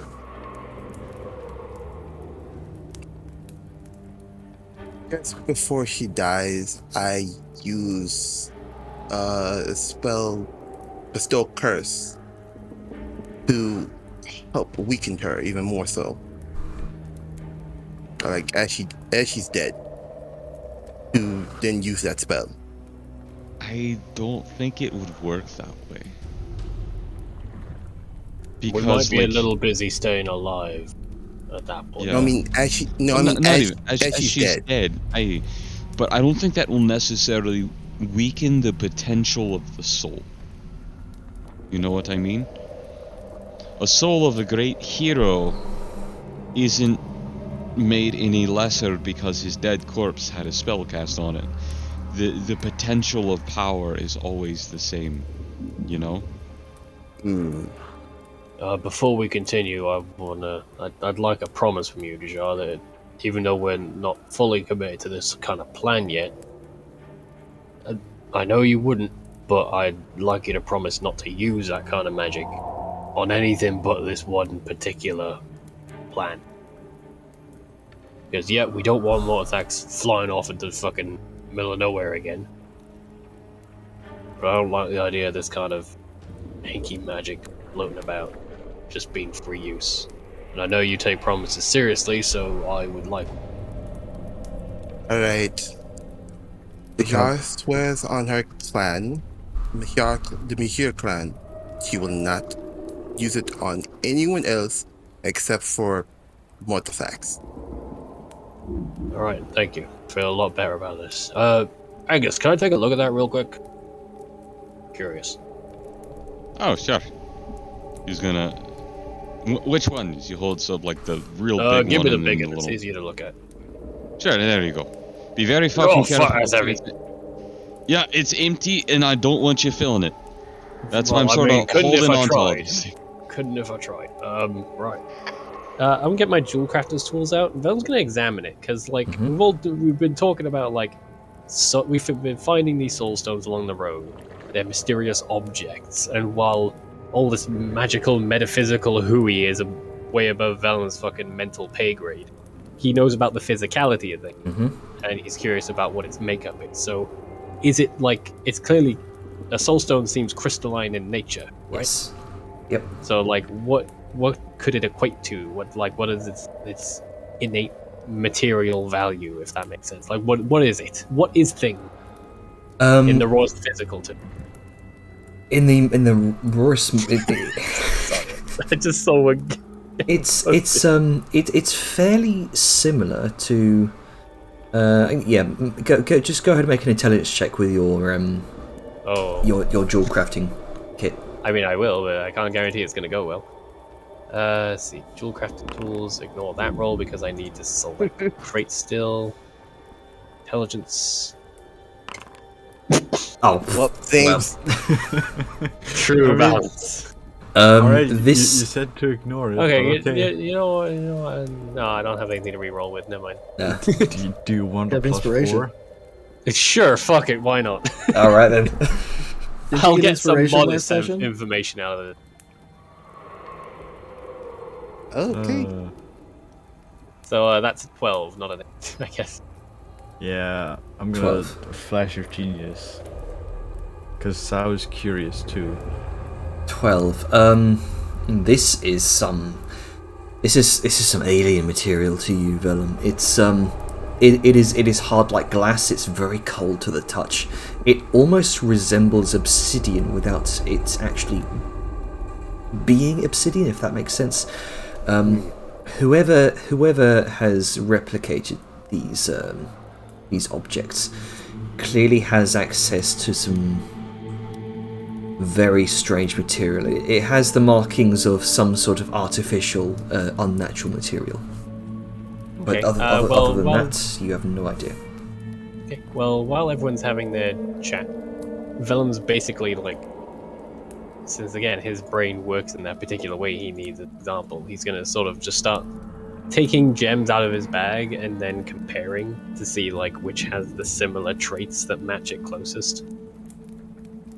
And he'll be doing that for a bit. It's you kind of take them out one by one. Nothing seems similar. It's almost like this may have been a combination of different materials. One of which may have been natural at one point, but has since probably infused with some dark magic. You're not familiar with magic at all. I don't know anything about it. Yeah. but yeah, that's what Vellum's doing in the time being. It's dumb, but for sake of Vellum RP brain figuring it out, just put in text like that. I've got gems, tell me which one it closely resembles. Okay. He has like a frame of reference going forward, because he doesn't know shit about soul stones. I'm just gonna ask you right now, please tell me you're not planning about making fail-safe soul stones for us? No. It did just, Vellum wants to understand what's going on, but his brain works in the realm of the physical, so he needs that sort of anchoring frame of reference to springboard off of to be able to grasp what's being discussed. All right.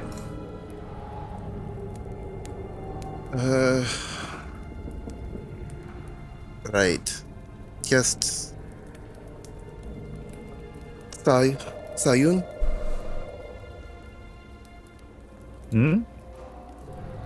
Have you encountered something that Mortifax has done in the past? Vellum told me to ask you this during our nightly watch.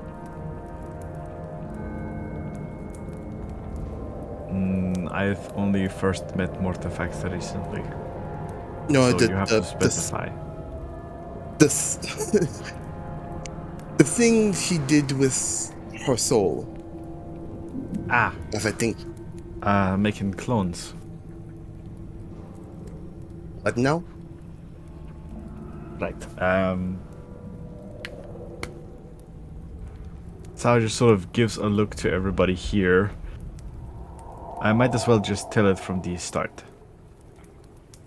While we were in Dune Hollow, we got sent down to rescue one of the High Priestesses who got kidnapped, along with the what's his title again? Is it King? High King? She looks to Angus. Which one? Dwarven guy, old beard. His daughter got kidnapped as well. I keep thinking it is High King, but is it High King or is it just King? Is the High King of all the Silver Kingdoms? The Silver King? Yes, that guy. His daughter got kidnapped as well. Long story short, we went down there, we helped rescue them. On our way there, we delved a bit deeper from the Dark Dwarf invasion force. Ended up finding a giant, just sort of figuratively pointed to her head, a giant brain down there. It was weird, like it was massive. In there we fought a bunch of squid-like things. One of them had a chamber with Illicit? nothing but... Could be. The name escapes me at the moment. But he had a chamber full of more bodies of himself. And whenever he died, one of them would rise up. So I'm making the logic connection that Mortifax likely has done something similar. That is frankly annoying. Oh, trust me, it was until we torched every single one of his bodies. Are you saying that we might have to do the same thing?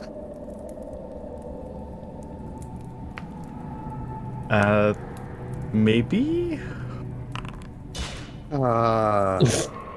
Jesus. Don't. Well, Crit stolen. Just drained all of my luck. But to make a long story short, I don't think Mortifax would have more than maybe 1 or 2. In either case,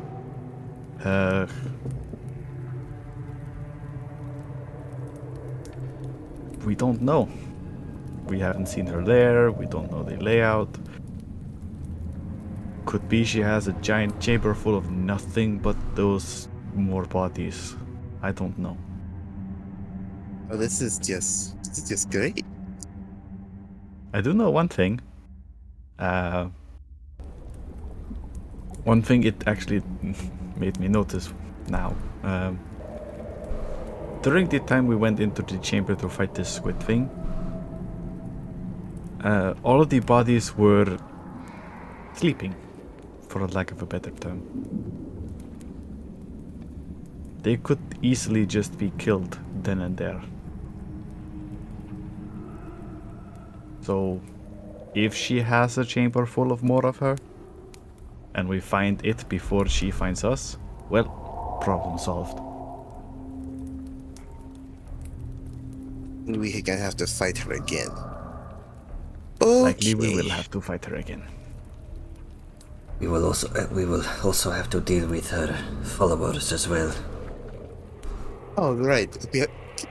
I just about forgot about them.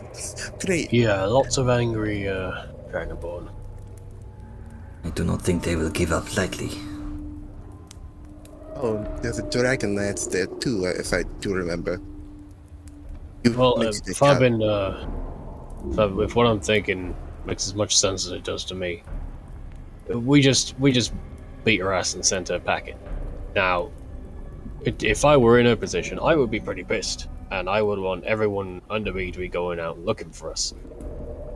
So maybe if we're lucky, there may not be as many when we get there.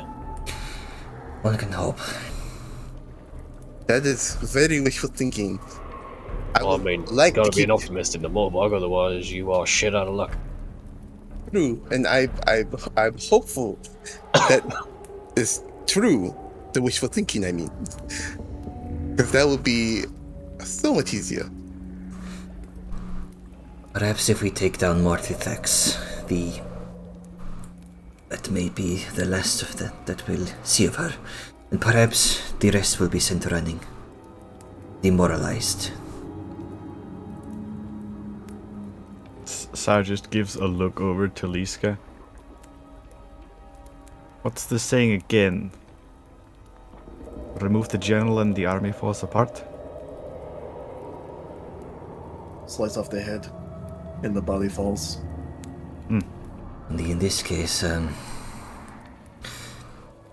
soldiers might flee to a greater general. That is a problem, not for us. In the meantime, Well, this is like, hold on, while we're kind of talking about this, I was curious. I mean, Dejar brought up the magic soul stone, whatever.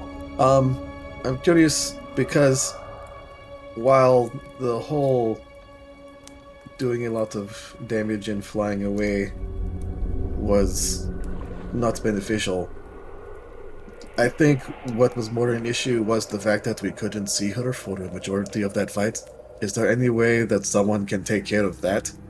I feel like that's more likely going to be the biggest issue in the beginning.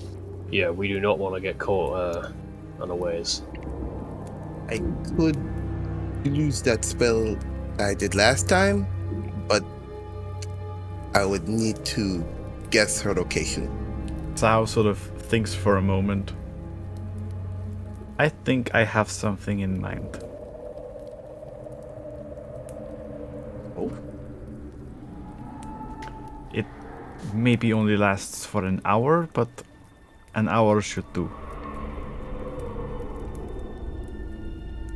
And Zhao sort of looks to the jar.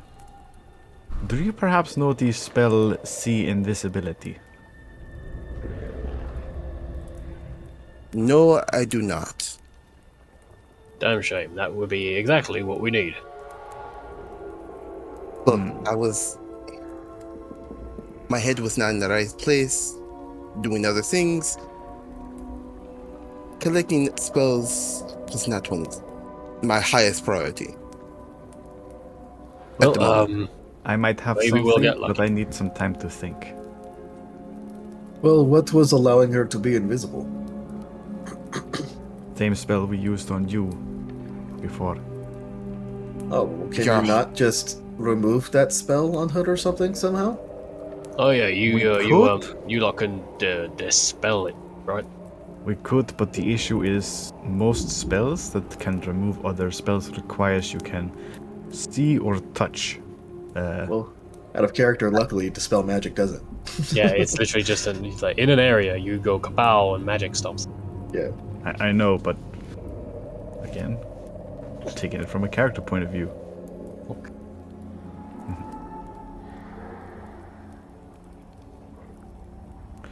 I do have that on my list.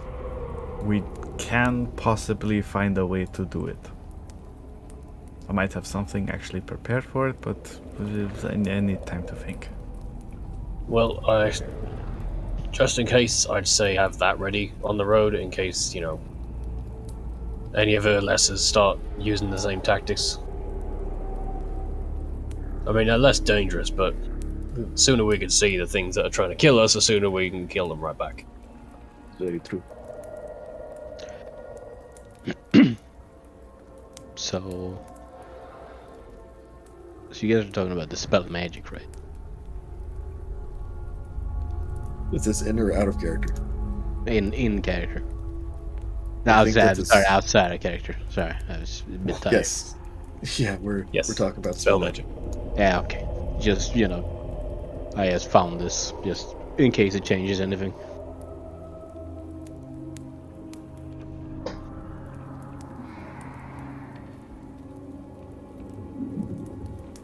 Although I don't think it does. No. No, because it has it has a concentration. Yeah. Right, I'm going bathroom. Or- We're back. Yeah. Oh, yeah. And I am out of character going to the bathroom because I am busting. Okay. How's that for player character synchronicity? Could have done without one of those informations. So there's so like let's gonna eating food, giving some food to Bastion. Like so, like if we're trying to pet and Bastion. Like if we're trying to do our best with. Like we're trying to do our best to get there without having to face and deal with a whole lot of just trash. Is there any way that we can, like, sustain moving quietly or stealthily? Because nothing against the steam hammer, but it is generally pretty loud. But is there anything that would allow us to, like, does it have something that might muffle it or something, like a muffler?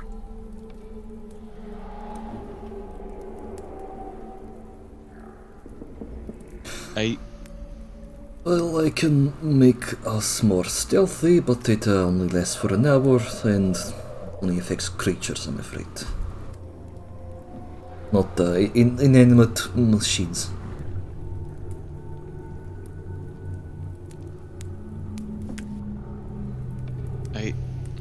don't have anything made for that. I hadn't thought about the giant 15-ton tank being quiet. Sorry. How dare you not factor in all possibilities? Listen, I just wanted to make a giant murder war machine. Yeah, it's understandable.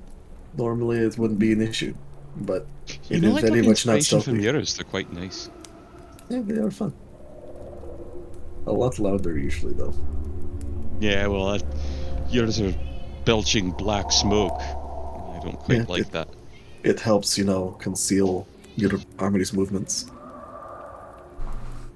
What But do you mean? I know right where you're moving. I just followed the trail of black smoke. I The mean, steam but at least will disappear or turn into a cloud. Oh, look, it's just clouds. yeah, but it rises, whereas the black smoke tends to, like stay on the field. It's like a smoke bomb. So, Okay, like, okay. if you have like a machine go across in front, it lays down a huge swath of smoke, so you can't see what we're doing. That's true. That's true. I really hope you have something to avoid breathing it in then. No, we don't need to. We're They just better than have you. bigger lungs. It takes longer for them to get, dead. As he reaches over and he tries to punch it. Let's go, but it can't. And just waves his hand at her.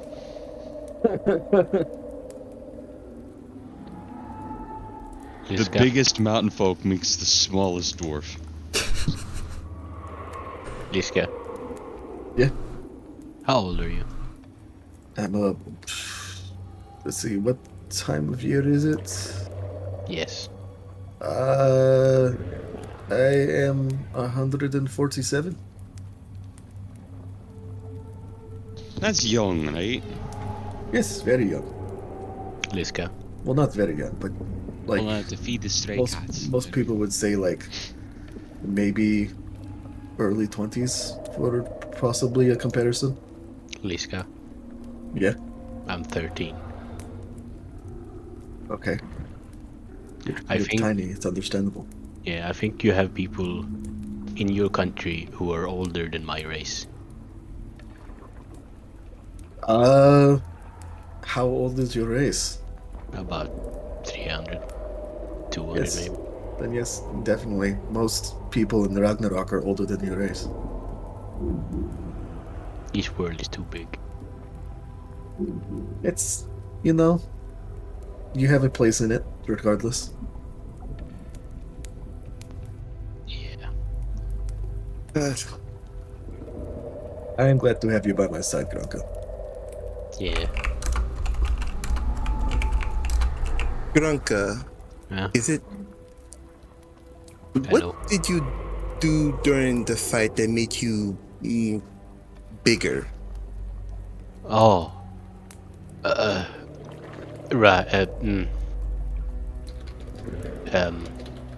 You see, it's a little bit of I'm kind of the flame soul. I guess that doesn't really mean anything to you, huh? I'm like I've kind of become like the head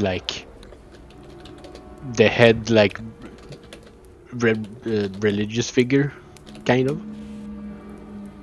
And with that, I have like a blessing, and it does that.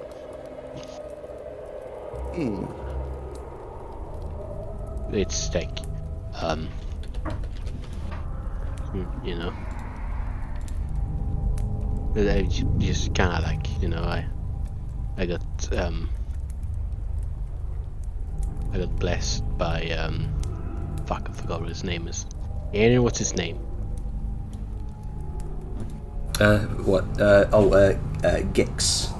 No, not him. The fire dude. What was it called? Oh, Incendious. Incendious. That's the one. It's kind of like, blessed by Incendious, and kind of gestures towards the stone, like the gem, the Heartfire crystal in his axe, and then plucks it out, and it's like this thing. Like, it's kind of like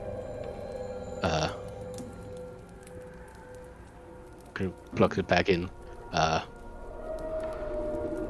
Scratch his head. It's a race thing.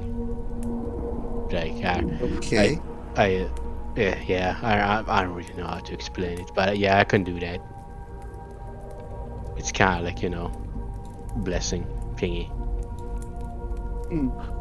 No, that answer is sufficient. Sure.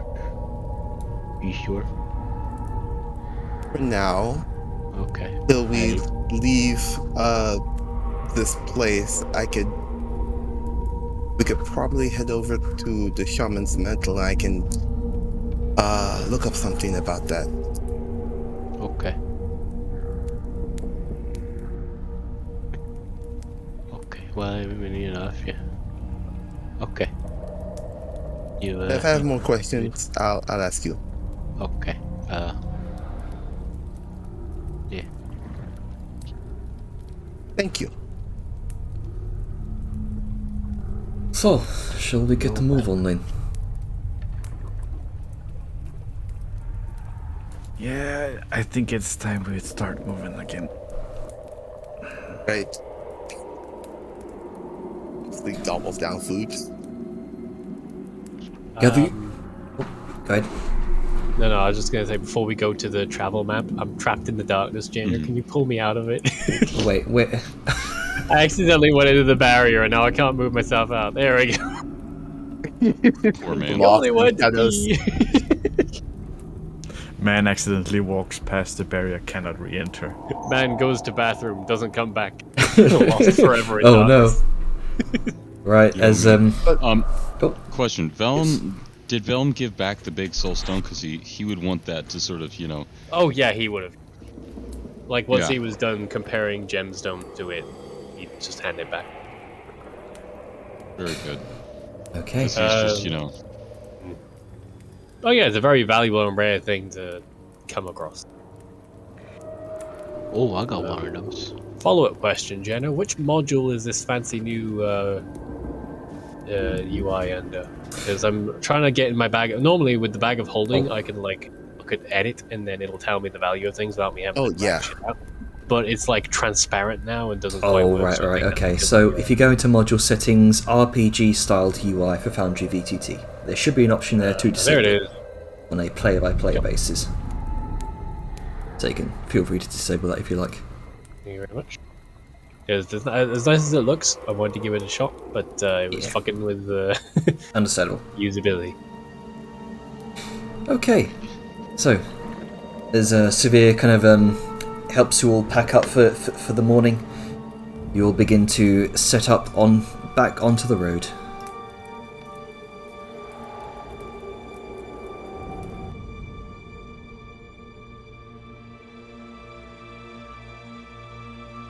I am just messing around with my spell preparations in the meantime. Okay. Yep.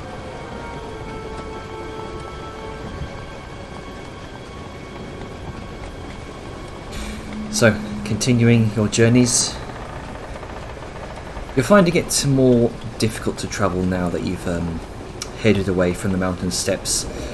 The ground becomes almost sticky and muddy as the bog's cold and clammy air once more reclaims the ground.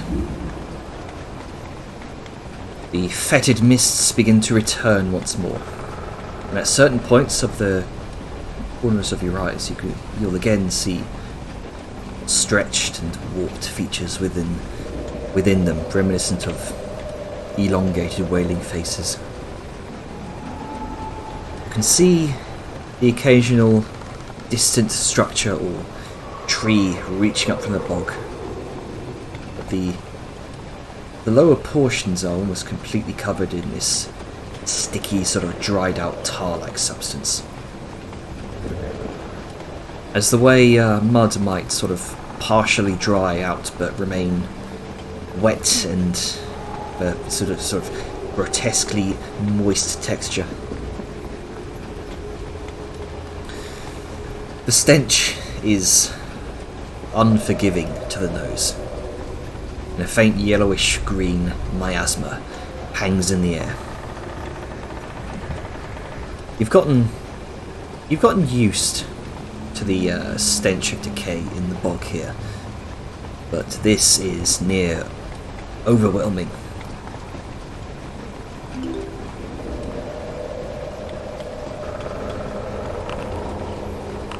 You get to make yours with advantage, Angus.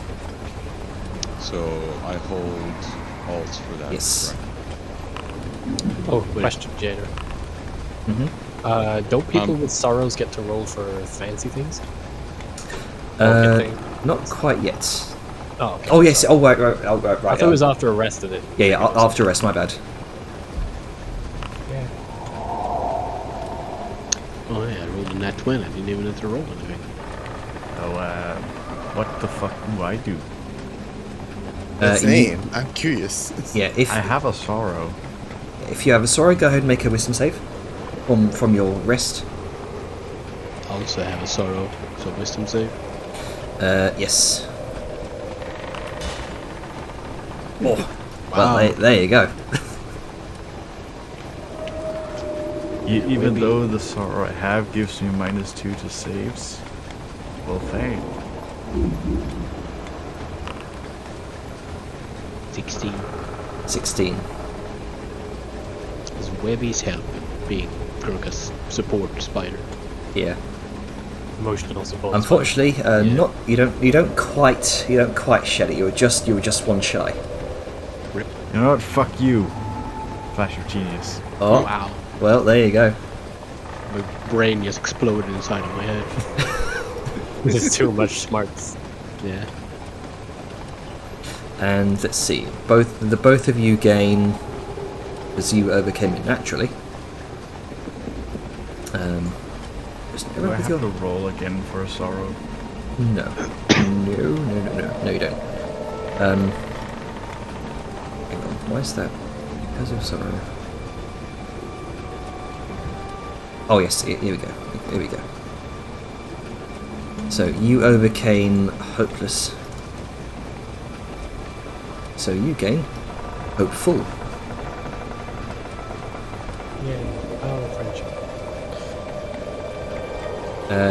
You overcame mistrustful, so you get trustworthy.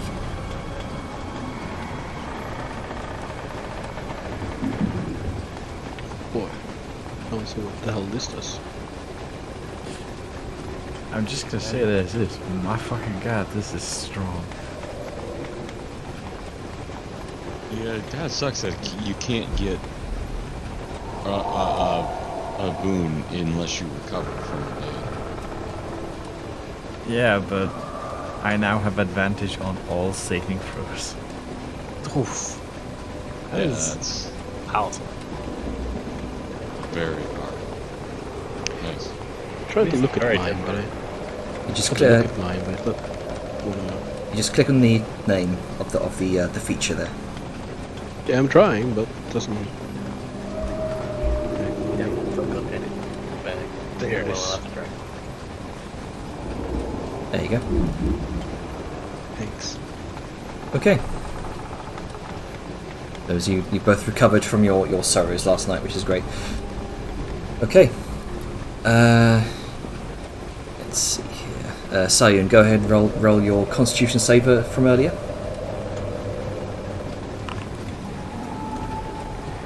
27. Has mine come through on the other end? 'Cause I've just got 3 dots. Yeah, it came through. What was it? It was 9.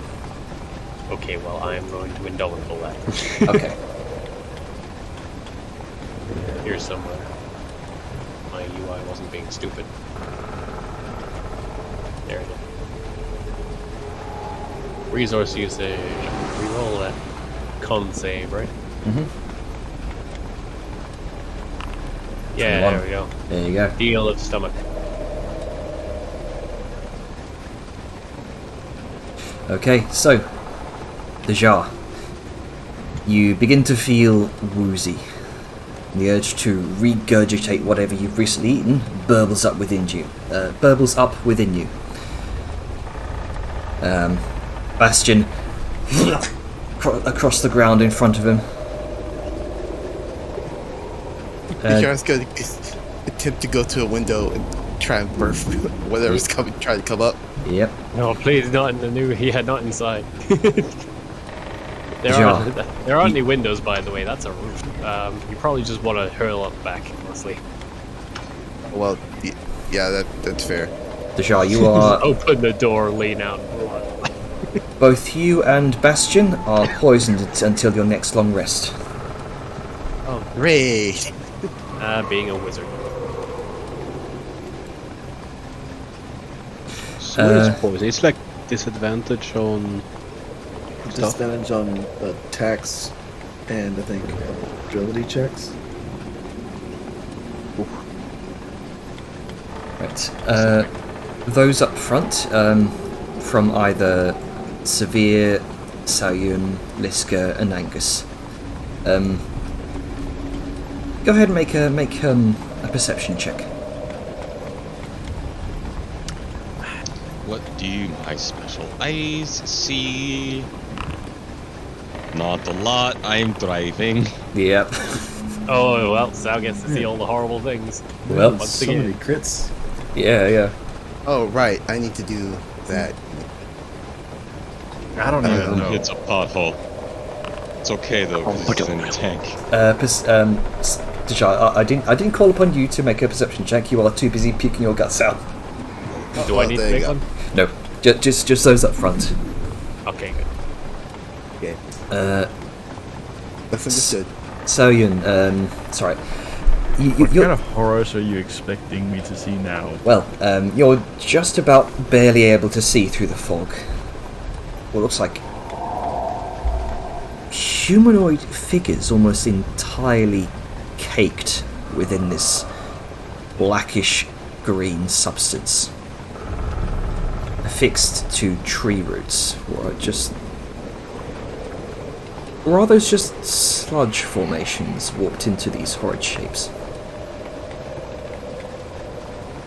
Yeah, I'm just gonna notify the party. Okay, make a wisdom saving throw, please.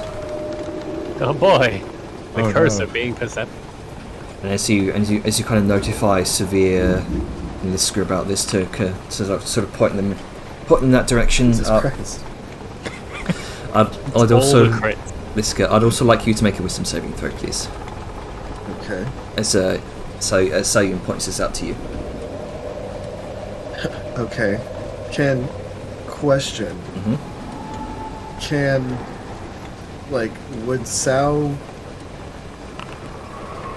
Would Sal be like, hey, there's There's horrible things over there. Look at them. Yeah, like, it seems odd that after all this thing that... Oh, well, fine, I'll just do it anyways. It just seems odd that after all this time to be like, oh yeah, we're still affected by stuff that we can see. But, okay.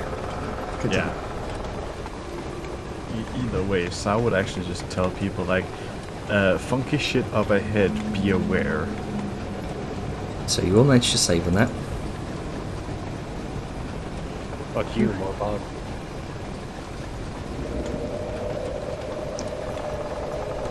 As you're kind of gradually passing these formations, kind of look at them and try to steer it, try to give them a wide berth as you do. You can see the kind of affixed to these tree roots.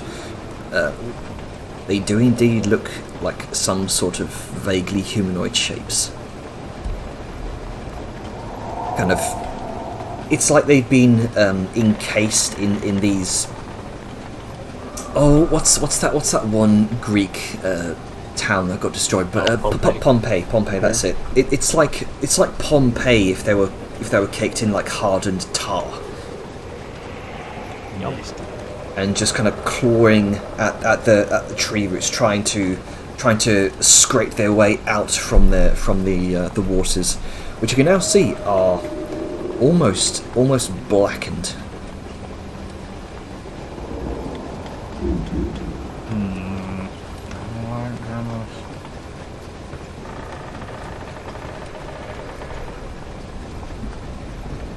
Sounds like, you know what that sounds like? Not our problem.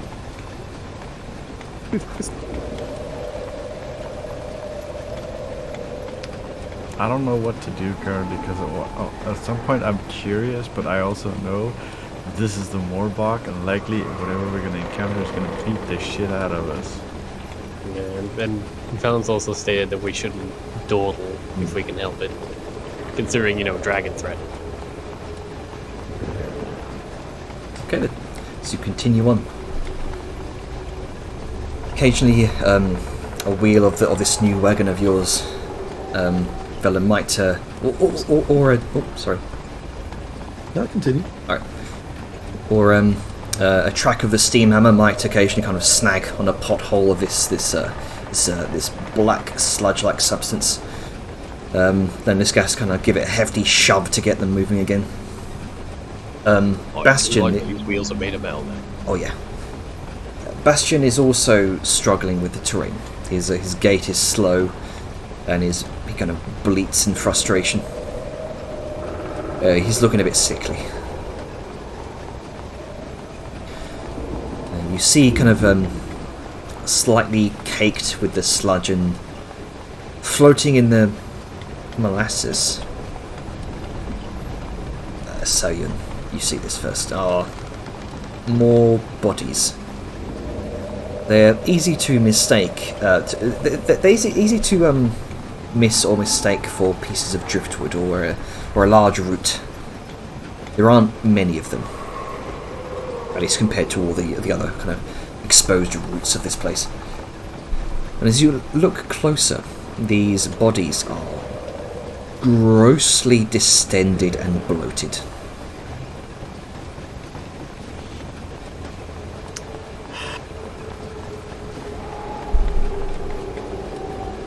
That's gross, dude. It's almost like they're waterlogged bodies in a bog full of... Look for the sludge. Lovely. Yeah, I mean, waterlogged bodies are not nice to look at regardless. Yep. So... Yep. Before I do anything else, I'm gonna take out my spell storing item, which I still haven't fucking changed since the fight with Mortifacts. Even though I had planned to use it because it was prepared with protection from poison.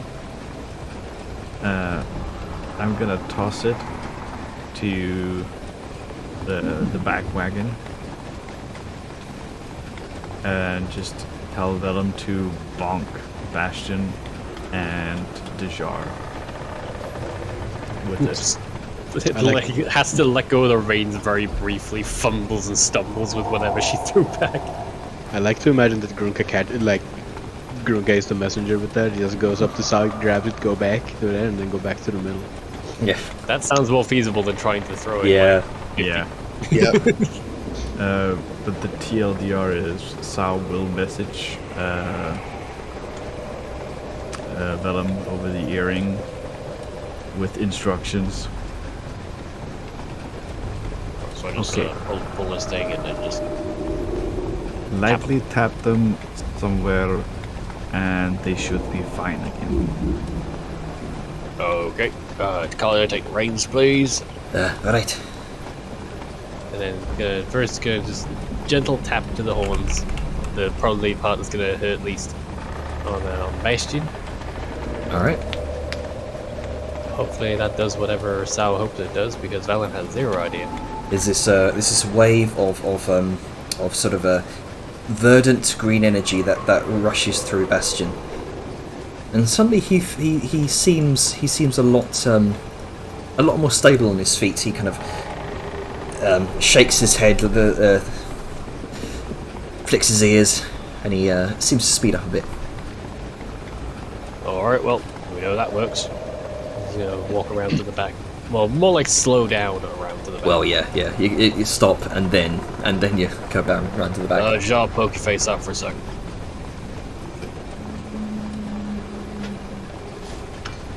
Yes. Gentle, just back to the cheek. There you go. Bash your head. What? Boop the snoot.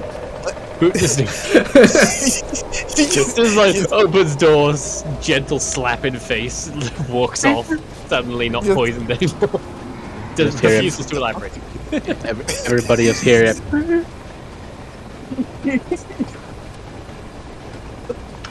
And you also feel this divine wave of green energy rush throughout your body, and your stomach is no longer churning. But the smell is still foul. I'm still Sao really just down. sort of mentions back to now everybody. I knew it would come in handy for the fight, but apparently we didn't really have time to use it. Either way, if you feel sick or want to throw up for an extended period of time, do mention it and just, well, we can get it fixed. If I'm gonna back through the area, of course. I'll hold on to it for now in case Bastion acts up, because kind of need him to keep moving. Just as a note, there's like 6 uses left now of it. Right. Got it. Do the earring. Tikara says, "Thank you, Sal. So what I'm going to do? Thank you, Velo." There we go. What even is like this thing? Because like I don't think you described the look of the device.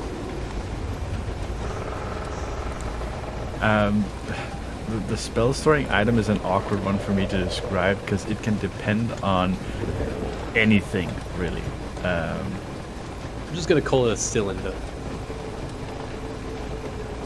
Kinda. I was more gonna describe it as a runic rod type thing for the time being. So I'm just slapping people with a rod. Just go up and be like, bonk. Yeah. Flavor-wise, I have no idea yet. That's fine, as long as I know vaguely what like existence it holds. Right. Those up front might go and make another perception check. Who's ready for more horrors?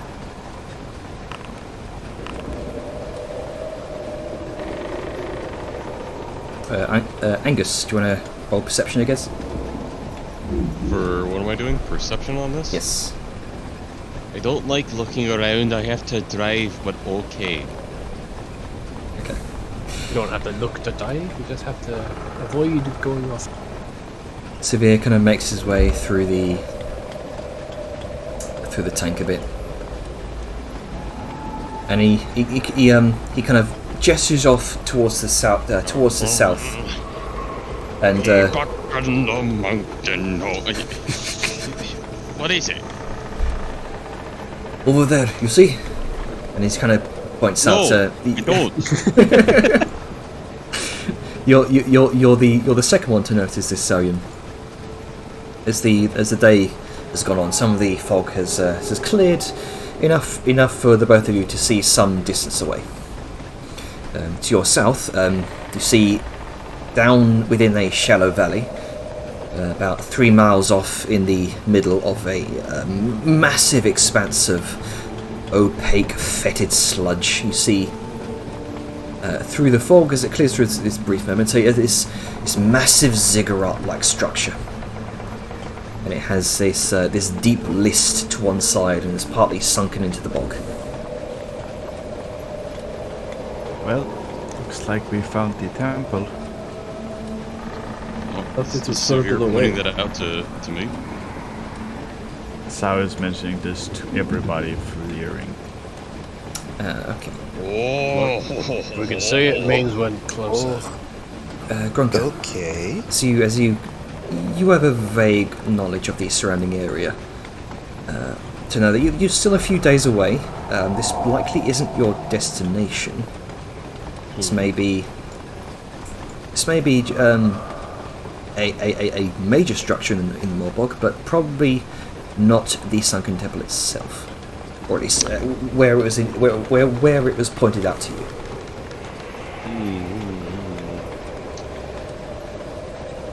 Okay.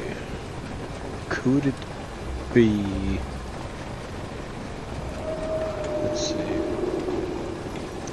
Can it be that thing?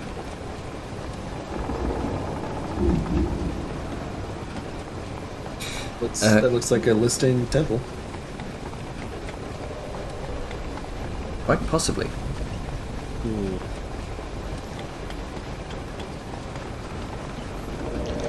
Well, it's about halfway-ish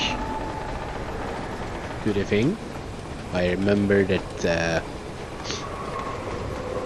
got a little note here. It says avoid. So I'm guessing there might be some. Avoid. We should go there and fill it. I think there might be some bad dragons there.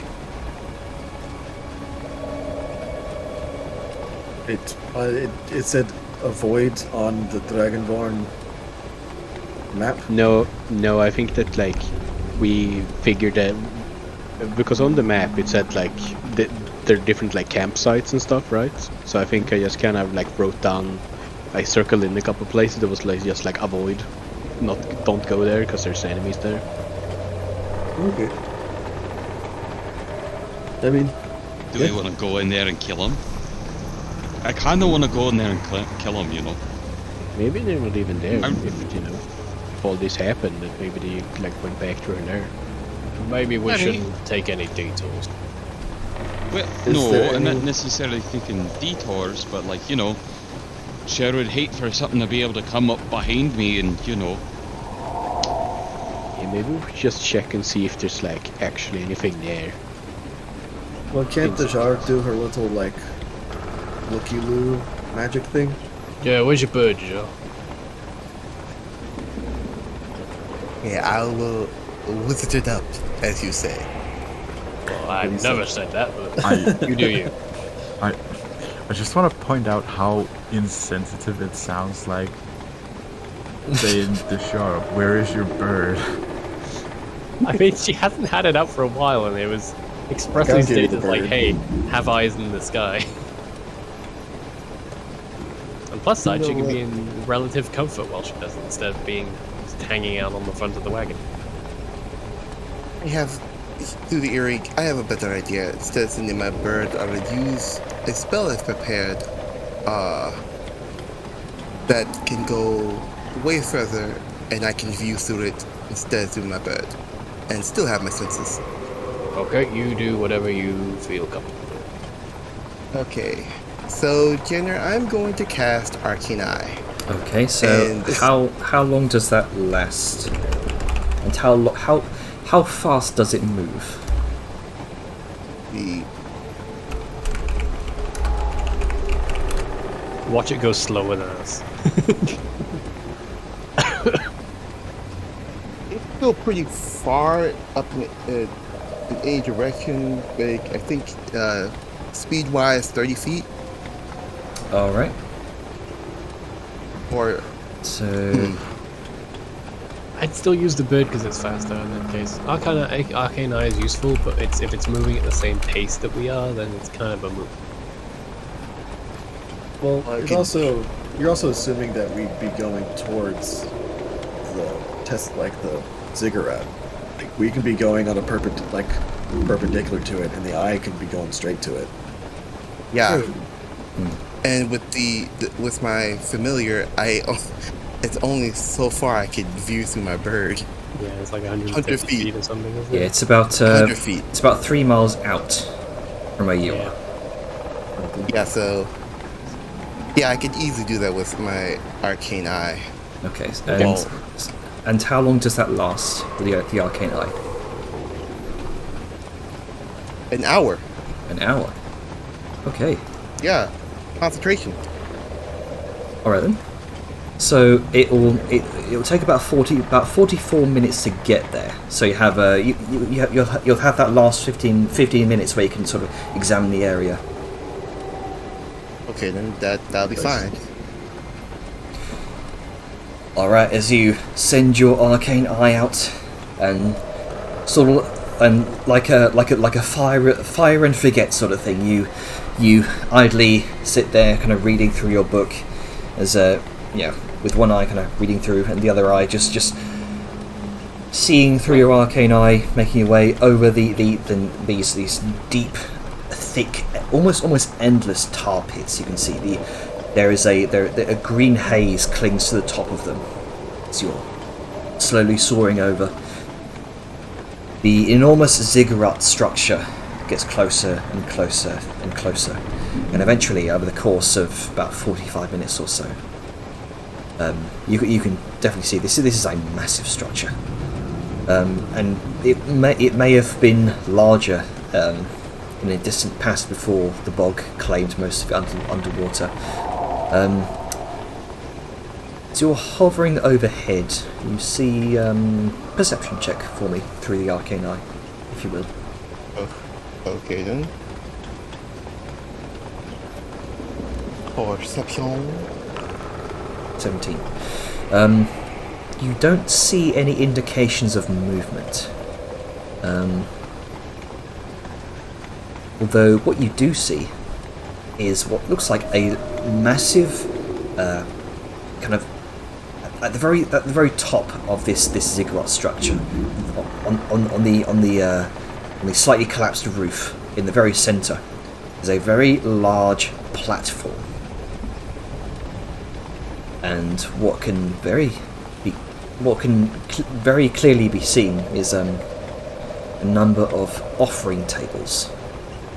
You can see small glints of the occasional gold piece here and there. Don't fall. What looks like, you also see off to the side what looks like an empty chest. Okay then, I'm going to relay this through the earring. Alright, so it would seem that the garage was an offering place, or rendezvous I should say. Oh And- yeah, we did learn that they were taking relics there for picked up. There's gold there and what is assumedly a empty chest. Right, well, don't think it's really worth going to personally. Real value in it. It'd just be time lost. Maybe we could check it out on the way out, but I think we should keep our path. Also, Genders, was there... Did I see any tracks? The 17. You would see a few tracks in the sort of mould and mildew on the top of the ziggurat. What looks like what may have been a flurry of activity here recently. Of note, the tracks you see three pairs of rather unusual tracks. What looks like two large clawed prints in the ground, followed by two singular smaller claws out in front. Okay. And sort of widespread. So two front limbs with singular claws with a wide gate, and the hind legs seem to be this narrower gate of reptilian claws. Okay then. These appear to be maybe of a large creature. And there's 3 sets of them. Reset. Okay.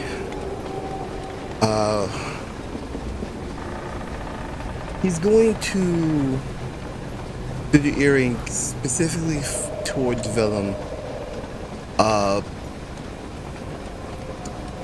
Ask.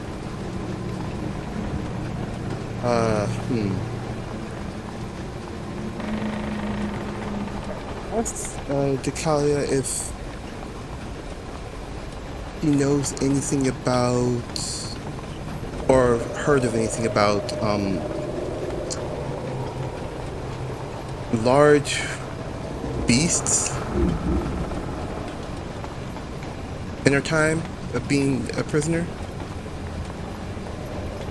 Like not drakes. Yeah, I'm gonna need more than just large beasts.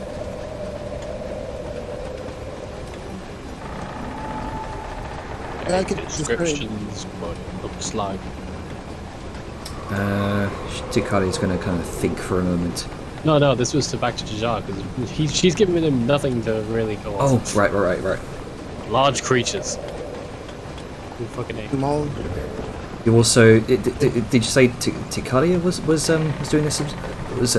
This was asked to Tikalia as well, was it? No, this was... Jajar sent a message to Vellum to talk to Tikalia about something. Oh, right. From Jajar. Is there anything else I can probably get besides the gates of the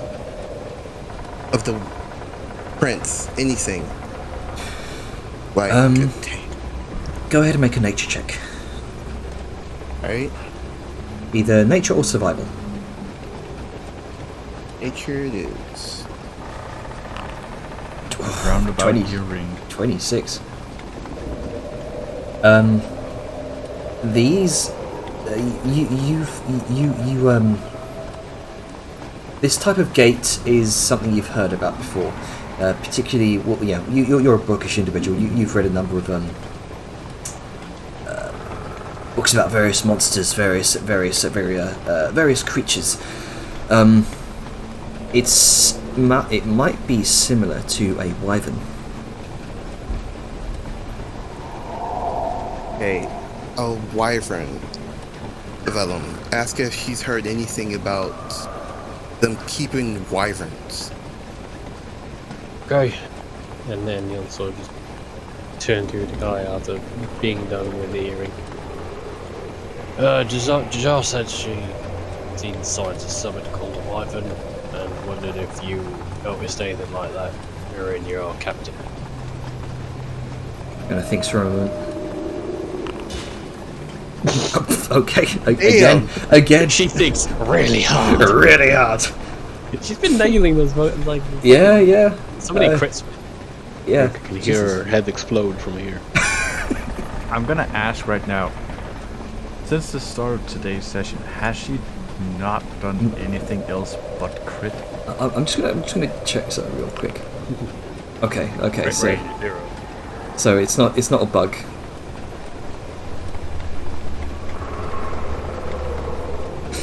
Yeah, she says, yes. If wyverns are nearby, then very likely dragon lances are.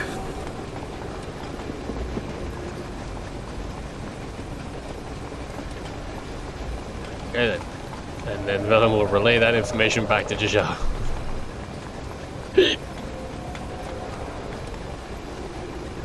I'll pop into the fire. Great. He's going to relay this to everyone through the earring. Alright. Be aware there might be dragon lances on the wyverns. Possibly an educated guess, maybe searching for us.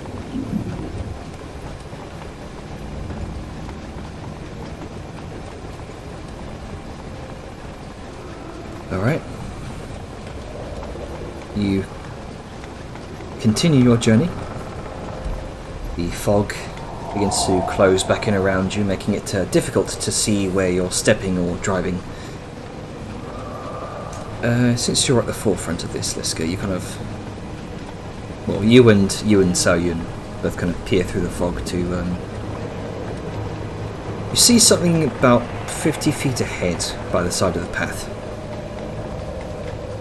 The sight of a tall, Y-shaped, statuesque structure made of twigs and branches. Fork in the road.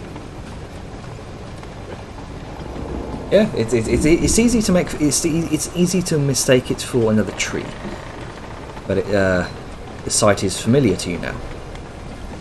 Woven or trapped within is another body. Near skeletal figure, remnants of skin and sinew still cling to the mummified remains. And a faint layer of black sludge has hardened and dried over its joints and part of its face, sealing it within the wicker structure. Oh, happy days. Liska's just gonna be like, is it in the center path? Is there a fork in the road? Like, does the path split, or is it just this thing's chilling? It's just sitting by the side of the available path to you. Right. Liska's gonna be like, okay, everybody, get on the further side of the road. Don't make eye contact. Like until, like, don't look right, or whichever direction it's in. Because she remembers the last time they passed something like this, way back when, and looking at it was not good. If I recall correctly, you saved against it and thought nothing of it. Yeah, but didn't everybody else have an issue with it? I think in hindsight, Janner, Liska learned that some fuckery shit might have happened. Okay. I mean, I also don't regardless. cross trees on the side of the road since the last time we had an issue getting loot back to the tree in the hanging lady. Entirely fair. And, Entirely yeah, fair. and Anything that Liska's, is near the road is instantly suspicious. I have half of a mind to just shoot it. yeah. So Liska's going to, yeah, she's gonna be like, whichever side, like if it's north, then she'll come back. Oh, that stops. Ooh, interesting. She'll come back here and just walk on the other side, so Okay. she's out of line of sight. And she's going to also tell like everybody else. Did everyone else's parallax movement stop? Yeah, I think yeah, Janet's. stop. Yes, I stopped it for a brief moment.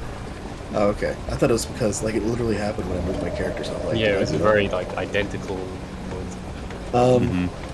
So yeah, so she's just gonna be like, yep, like try to be out of line of sight, and let's try to pass this as quickly as possible. So, yep, there it is. There's spooky. It's healthy, y'all. What is Crucified that? skeleton? It is a skeleton on. It's like Blair Witch style. Crucified skeleton. Name says it all. Jesus, everybody. He's back. Just give him at least 3 days. He'll be fine, y'all. Yeah. I think he's got more than 3 days worth of decay to be full, Mr. Bones. I'm just gonna reach and I'm gonna get a holy vial ready. Yep. Stephen Bones. And, Sow is. and as we drive by, Likewise. he's just gonna chuck it at it. Okay. Just out the window, just it just go back inside. He doesn't even care if he fully hits it. It's just like get away. And that's Drive when by combat button. starts. As you kind of Drive-by button. as you gradually pass it, you hear no sizzling and crackling of holy flame against the structure. Though Well, rest Saoyun, easy soul. you hear a very subtle creak. Like, but since you're facing away, that's all you hear. Can I turn around and look? You can if you like. Here we go. All right. Have you learned nothing? If you learn nothing, don't look at the bad thing. Just ignore them and move on with your life. Look, if there's one thing that I've learned so far, the Morbark has a lot of tricks up its sleeves, and I'm pretty sure one of the things is preying on the fact that you encounter other things before, and then try and, reason your way into, oh yeah, this is Oh boy. fine. Good thing you succeeded. I See, can't bump that up to a 21. You succeeded. You look over, and there's this overwhelming sense of sorrow and hopelessness that just about takes hold of you, but you steel your mind, shake it off, and you shake off corroding thoughts of drowning yourself. Oh, no thank you. And you notice that the skull has, in the absence of your gaze, has moved over to look directly at you.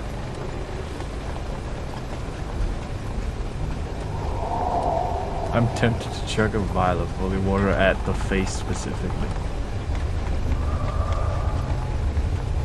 I'm also tempted to light the whole thing on fire.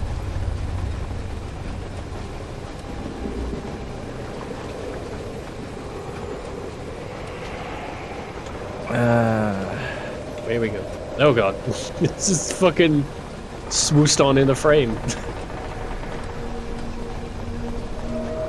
So you pass it bit by bit. It's just like, hello, I'm here now, fuckers. You know what? I hate it. Where's the fucking thing? I think the visual of it scooting along is far more terrifying than its sorrowful gaze. It's like a window washer. He's just scooting along. It's like, hey, pay attention to me. Oh, you gotta look at me eventually. And then if we do look at me, he's like, ha, sorrowful gaze. You heard a good word about Jeepers? I'm gonna That's firebolt very it. pretty. Aren't you curious to find out? Gonna firebolt it. Alright, go ahead and firebolt it. Oh no. Oh, spicy.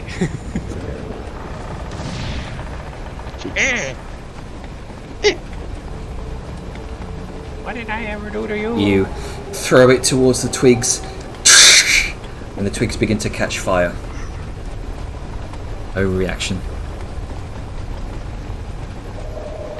In case anybody wants to ask Sao why she did it, I think the safe response is just... I think we're done taking precautions. It's the Morbog. I don't think we need a reason anymore. I told you I was hot. So it passes you bit by bit. I'll stop with the skeleton jokes now. Please. Okay, I'll catch you later. Goodbye. How do you know we're here? Should I firebolt it again just to be safe? That's Do it. scorch marks all over the floor. Mm-hmm. It sounds like something Sal would do. You At do the you. moment. You do you. It's every Skeletor in my head. I don't know, man. I don't know. For good measure.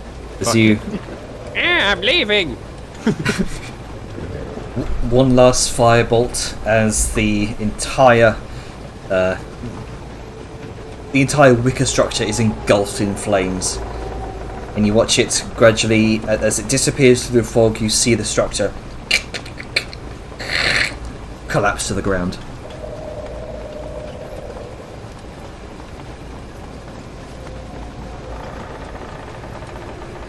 Now there's going to be a black smudge on our path forever now. Yeah, well done. You can clear it up if you see the token controls clear blood. It's the droplet with the cross through it.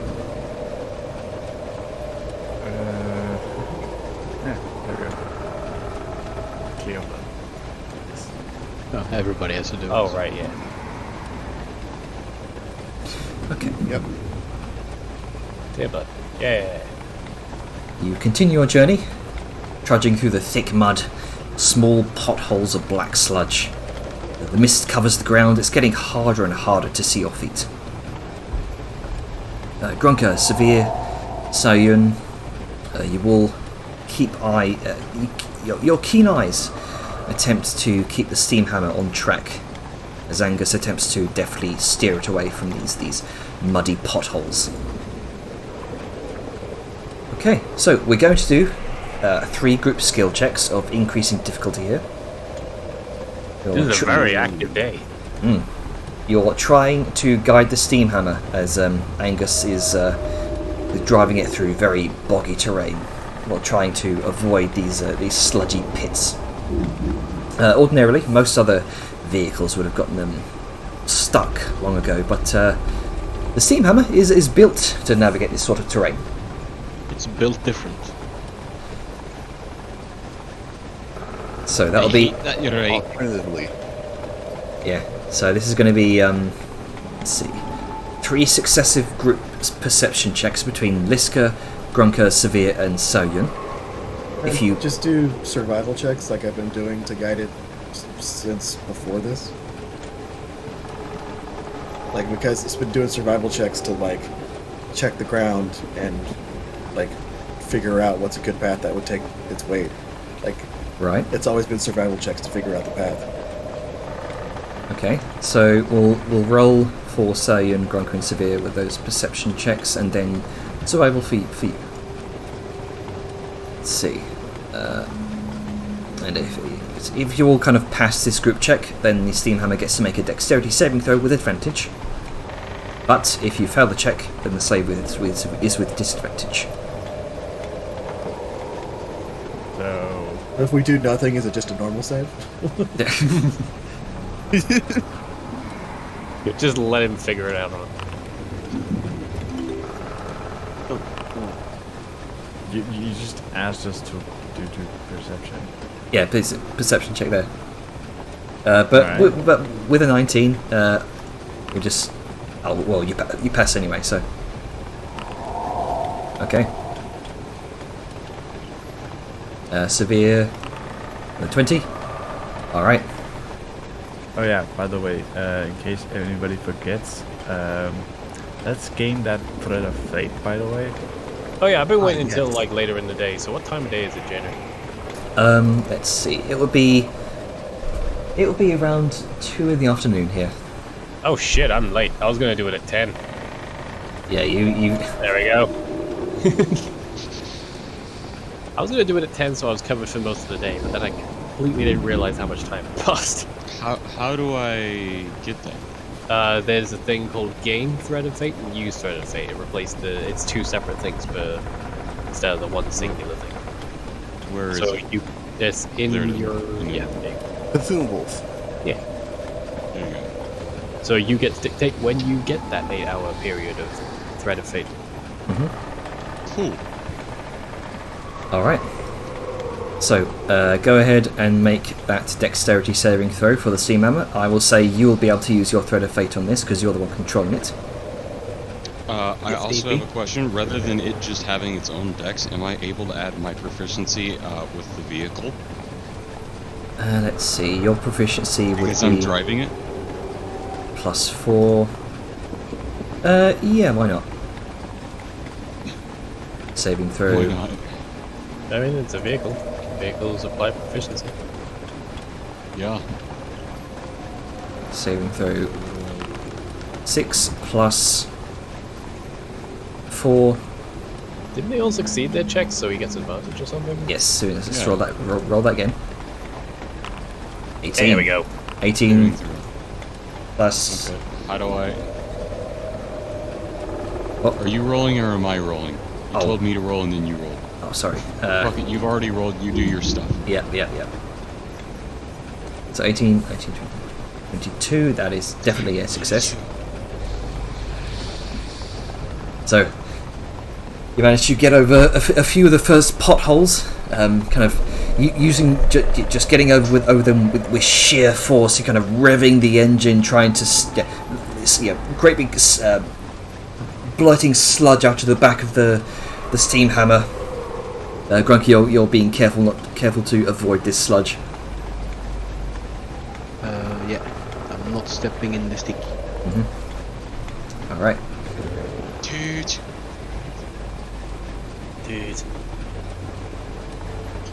All right, next one. Let's do this with. There we go. Wait, no, hang on. That should be. Ignore that. That should be an increased DC there. Cool. Yeah. Yeah. Oh, you can feel free to ignore that roll for Liska. Broncos, Soyun, and Severe. Go ahead and make your perception checks. And roll your survival check, Liska. 17. That would pass. Oh, it's going to annoys me that it's not there. All right, so I'll let you roll this time, Angus. Alright. I don't have the ability even when holding Alt or whatever. Yep. So I just roll. gotta roll it twice. Yep, just roll twice and add your proficiency.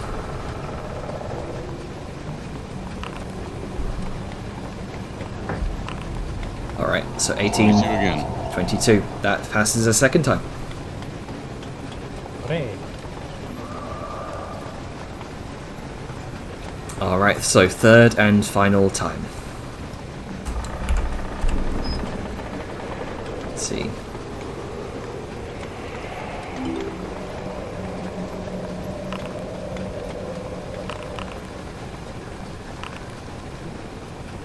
We're just gonna add like a. We're probably just gonna help him a little bit.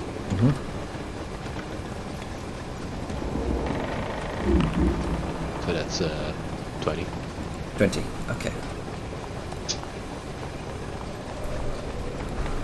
So, after a long, arduous few hours of travel, pothole after pothole of inky black sludge narrowly avoided, you finally manage to avoid the worst of it, and gradually, the muddy terrain gives way to dry, dead grasses and dirt. A welcome change. Do I not have to make a final third roll?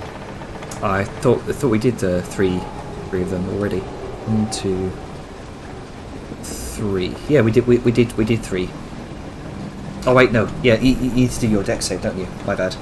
Yeah, he needs to do his third. So 16, It's 20. 20. All right. So yeah, that would pass. Yeah.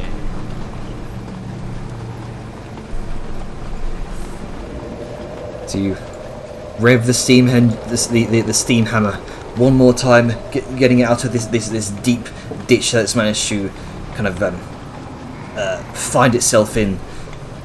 The back tracks,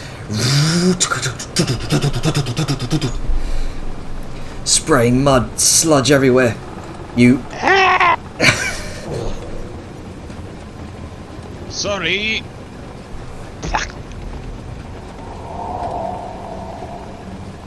you get it over the hill, and it finally, and you continue on your way. The steam hammer is a mess, or at least the lower portions of it. It's Okay! it's just caked in black sludge, dirt, mud. And eventually, the stench, you leave the stench behind. Well, behind on the tank, because it's behind it, the tank's still nasty. Yeah, you leave the stench of the environment behind you, and unfortunately the tank... Behind me at least, started. Yeah, the tank stinks. It's not a pleasant smell.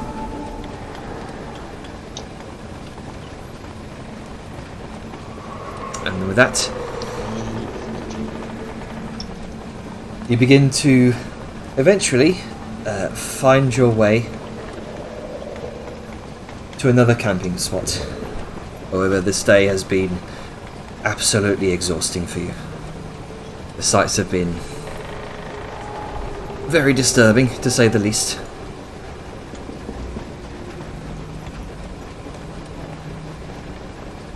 I don't like this place.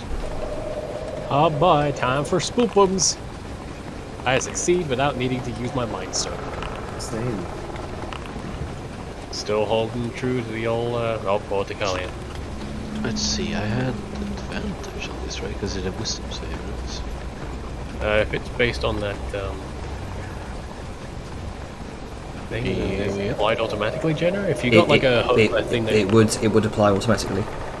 Okay, I don't have to hold anything now. Just click the button. You shouldn't need to hold anything though. Okay, Webby's gonna help me anyway. Okay.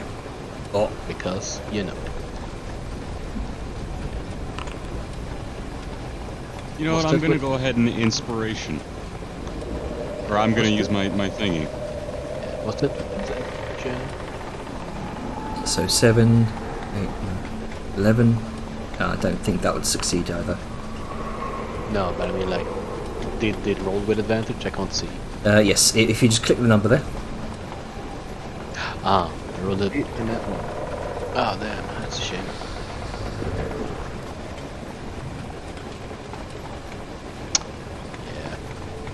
Actually, yeah, I'm gonna use the Thread of Fate too. Alright.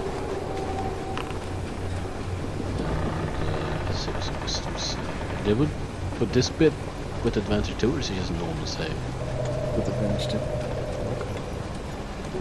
Or I guess I think it's with advantage. Oh no. Oh well. Alright, so Tikalia.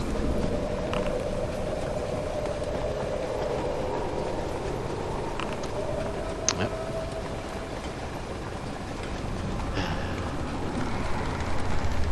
So, and then Bastion.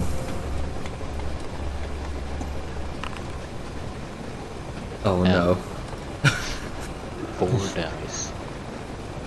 It's okay, he can't say anything to make it worse. Bastion seems to slow his gait and his head dips. No, quick flash of genius. Fatalistic kind of implies that Bastion is like sapient enough to understand like existentialism. How sentient is the guy? Well, he's sentient. He's just not sapient apparently. Is Grunka mistrustful? Fuck's sake. It's the third time he's been mistrustful. Downs, bro. He's both. No, wait, hang on. Yo-yos. He's like, No, I no, don't he trust can't. Oh, I trust. No, hang on. According to the mechanics, he can't gain the other, that same one again. So he needs a different one. Okay, clumsy. There we Wow, go. thanks. Oof. So next up, let's see, Angus. Oh, No, I don't think he.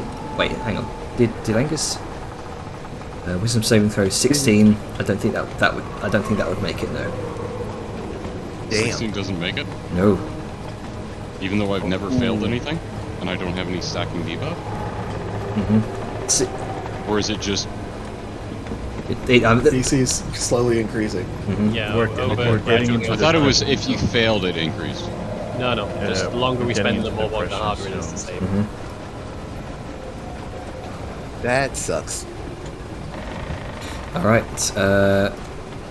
Next up is, yeah, I think Angus. That was it. So those of you who gained a sorrow, go and check your features, and to see what your sorrows do. Should be in your passive abilities.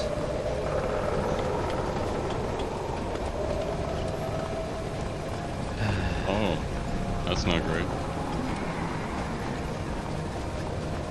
Where did I get the clumsy? Right. Oh.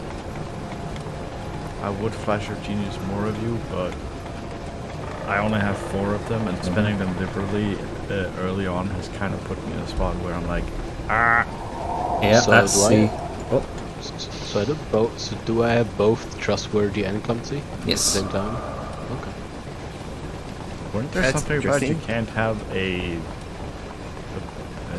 benefit on can't. sorrow? You can't have the same sorrow that you resolved from.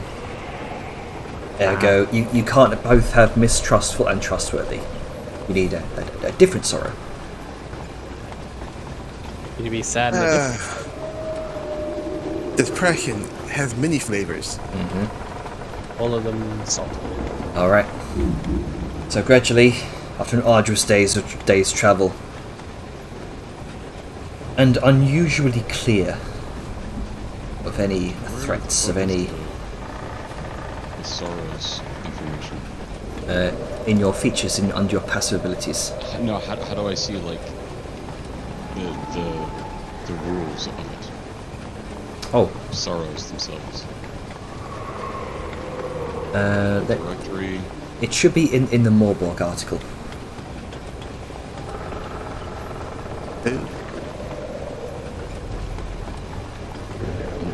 Compendium, or is it not in the game anymore? Do I have to go to the... Hang on. Morborg. Is it on World Anvil, or is it in... It should be on World Anvil. Okay, there you go. You see, that's my question. Yeah. I was looking for it in-game. I have to find the rules out game. don't quite like that over I recommend tweaking the effects, like the sorrows and whatever you get, and have a link to the Morbog, so that at least there's something in game that takes you to where you need to find the information. Just in case we ever need to reference it, double check. Yeah, okay.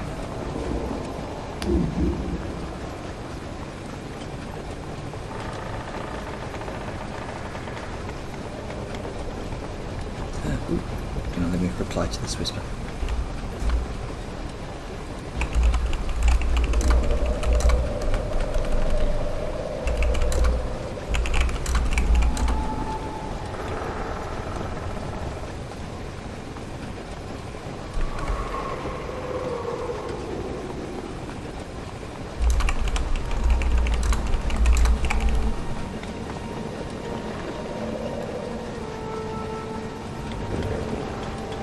I don't know if I should say what I have. Don't feel like you have loud, but I feel like that's a big thing that wouldn't be a minor.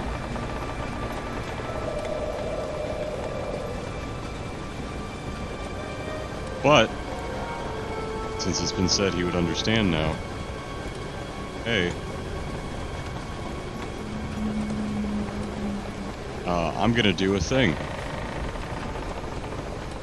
I swear, if you drive this tank off-road... Into the water. We're all gonna die. Death is inevitable. It comes for all of us. One day my soul will too leave my body, and I'll be left a corpse. Oh wait, no! Then I'll just go on to help the next fucking person in my clan, and then I'll just continue on and make lives better. Oh fucking... That's great! Who cares if I die? Dying happens to everyone. Alright. Everybody dies. A book. Children's book. Children's books. Everybody eats shit and dies. Yeah. Your dad will die too. So as you reminiscent about the ancestors past, Cool. you cast greater restoration on yourself, but because you didn't cure it through natural means, you do not get a resolve effect on that. I do not care. I've never had one. Okay. Beats being sad. I just... Being sad is for losers. Okay, I don't want disadvantage on all of my death saving throws. Oh no, I completely fucking get that. It's a minor effect. Like, no, it's not. That is Well, like first you- depression maxed. I mean, First you have to get die to the first, so yeah. First you have to get to the death part. I can see why it's, but it is still pretty heavy. Yeah. If you don't die, it doesn't do anything, but if you get there, it's like, hello crit failures? Yeah. So, shall we make camp, sad people? Yes. As you begin to make camp. Sad losers.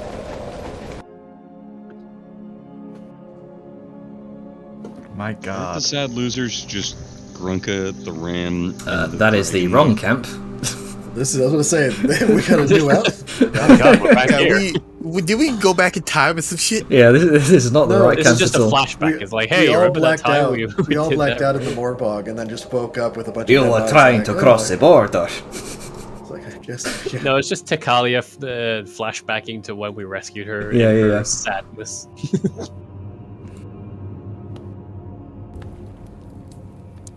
Remember the good times, Takalia, when you were in a cage and starved to death for several days? No, that was not Those good. were the good times. Setting up the fucking barrier and doing the alarms. Cause same old. Good to do the same old, same old. It's reliable. Nothing can go bad. It's reliable. Yeah. I'm not gonna get lost in the God. darkness again. You know, hey. Liska, Yeah. are you busy? I mean, not particularly. Why? Would you like to be? Not particularly. Why? I'm busy. I'm going to cook dinner, and I would like your help. Okay. I mean, yeah, sure. Great. I'm making dragon. Alright, sounds good. Are you going to, like, get rid of the icky death part? Yes. Okay. I have the spell ready. Alright. I'm going to purify it of that, boggy funk. And I figure you, as a hunter, might have something interesting to add on, you know, what would be the best part of a dragon to eat. And if nothing else, it might be nice to say not only have you killed the dragon, you've cooked and eaten one too. I mean, yeah, sure. I don't mind. Like, it's like most any other meats, perhaps like a little more gamey, but yeah, it's fine. I've heard it. It tastes kind of like chicken, but like a richer chicken, like maybe duck. Duck's quite good, but you just... Yes, Greg. I'm surprised he knows what a duck is. I have sadly been aware about what birds are. They're like the most removed from deeplings. They fly in the sky. Oh, yeah. The natural enemy of deeplings, geese. I don't. Then I again, don't like. geese are the natural enemy. I don't like birds. Most likely. One of them almost ate Webby when he hatched. That's right. That and they're wrong. And they defy nature. They defy nature. You shouldn't fly. It's weird. We're not meant to do that. Anyway, so yeah, Angus would like to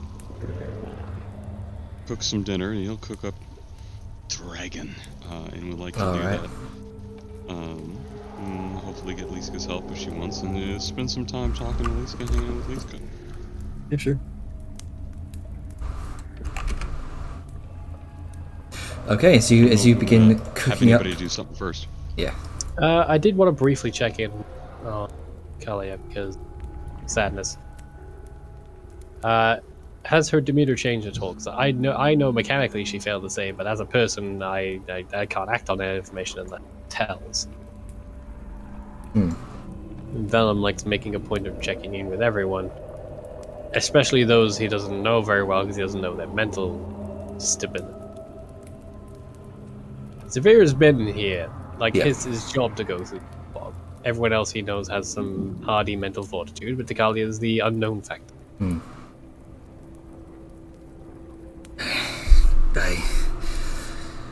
I do not know. There is something about this place. It's. I have heard stories about the Morbog and its effects on the mind. Just. I feel drained. Like I've lost my strength. Right, well, Morbog does suck. Pretty fucking terrible. Get an early night. The only thing I can think of. Perhaps you are I right. haven't felt that sort of weird feeling everyone's been getting yet, but based on how they've been acting, it is nothing to slapshot. No, this place is not to be trifled with. Especially its denizens.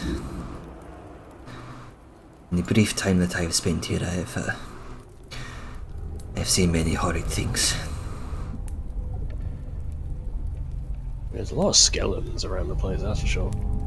Yes. Those, I imagine, who have lost their way.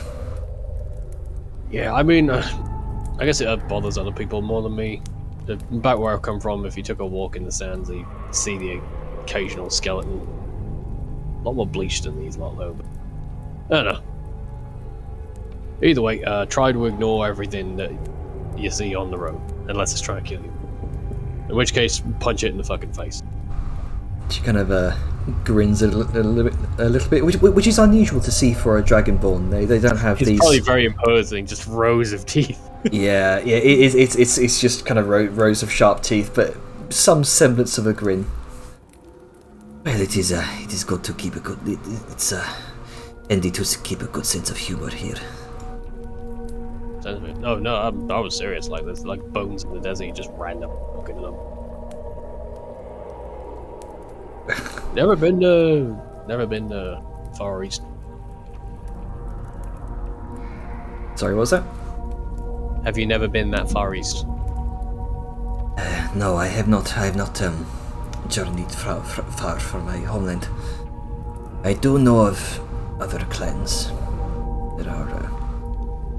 Well, worth checking out at some point. Just avoid the hell out of Niobe. But yeah, back to the point. Early night for you, I figure. Don't go pushing yourself too much, and that should fix it. She looks as though she's about to query on don't go to Niobe, but as soon as you kind of you speak over that and continue talking, she rapidly change the subject. You don't need to know why, just don't. Yeah, she doesn't question that.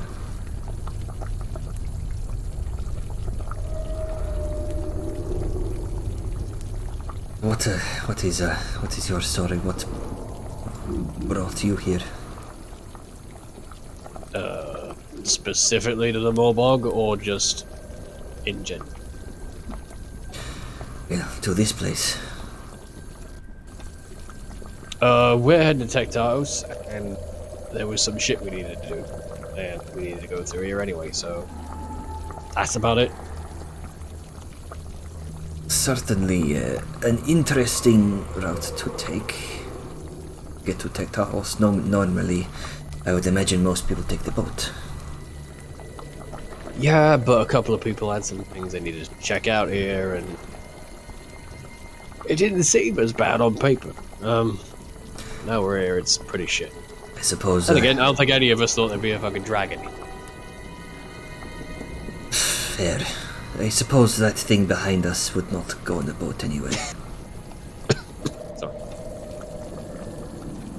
Well, I mean, you never know, boats are sturdy. But, yeah. I think next time we'll definitely give Warlog a skip. That might be a wise idea. I'm going to head to bed. She kind of gets up with her staff, and she's definitely sort of shaking, a quaking gait, as the sort of you can offer her like a shoulder. Thank you.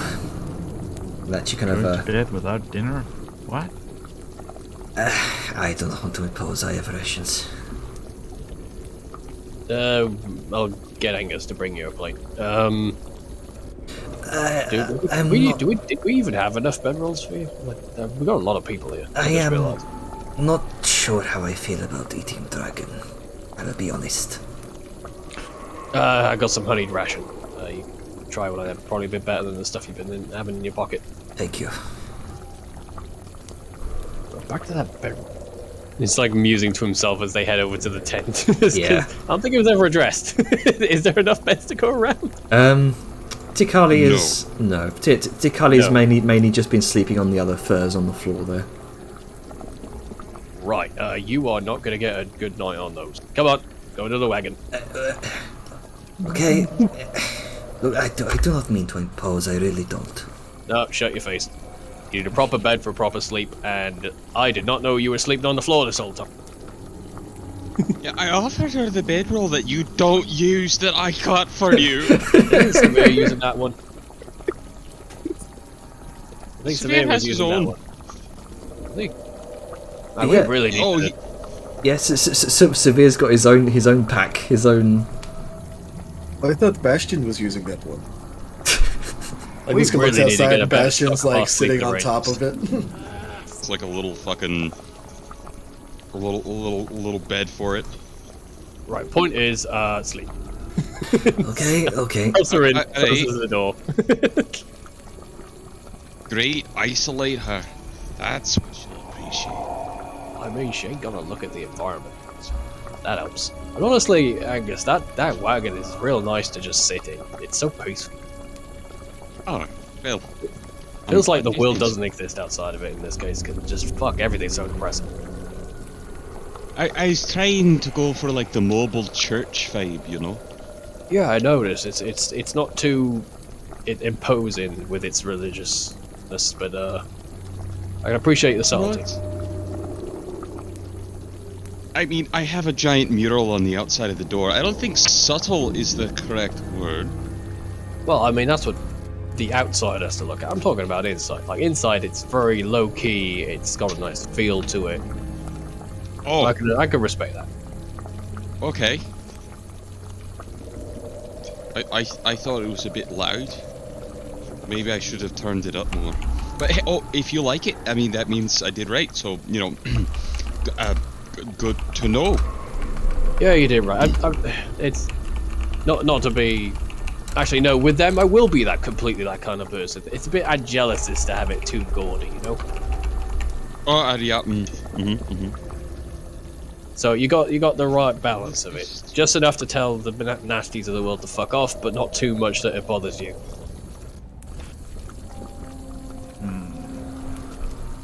How's that dragon going on? Alright. It's going pretty good. Are people gathered to have dinner now?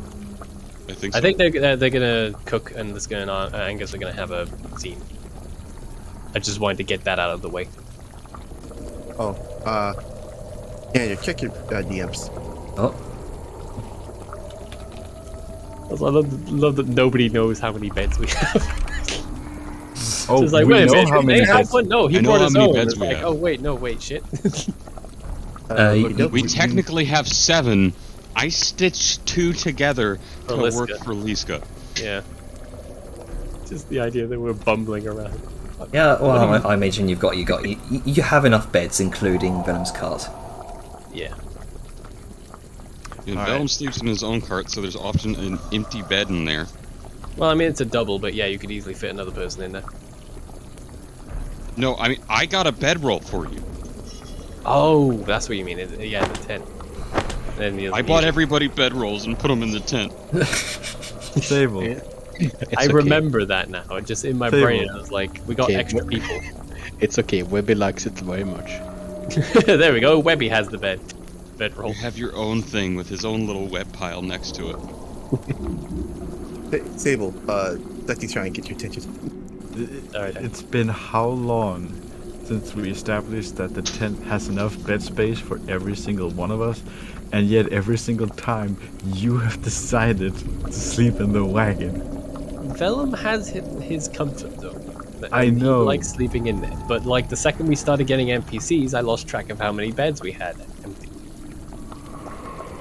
Anyway, let's go on to the Liska Angus scene. All right. You said you were gonna do a thing while cooking, right? Yeah, well, he wanted to enlist her aid while cooking the meat, and thought it'd be a fun time to chat with Liska because he hasn't talked to her too much.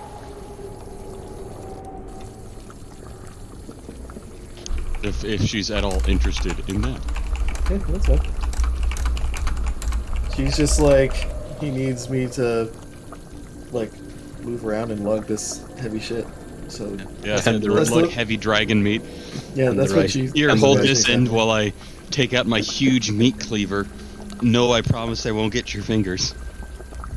Tenderizing it. Mm-hmm.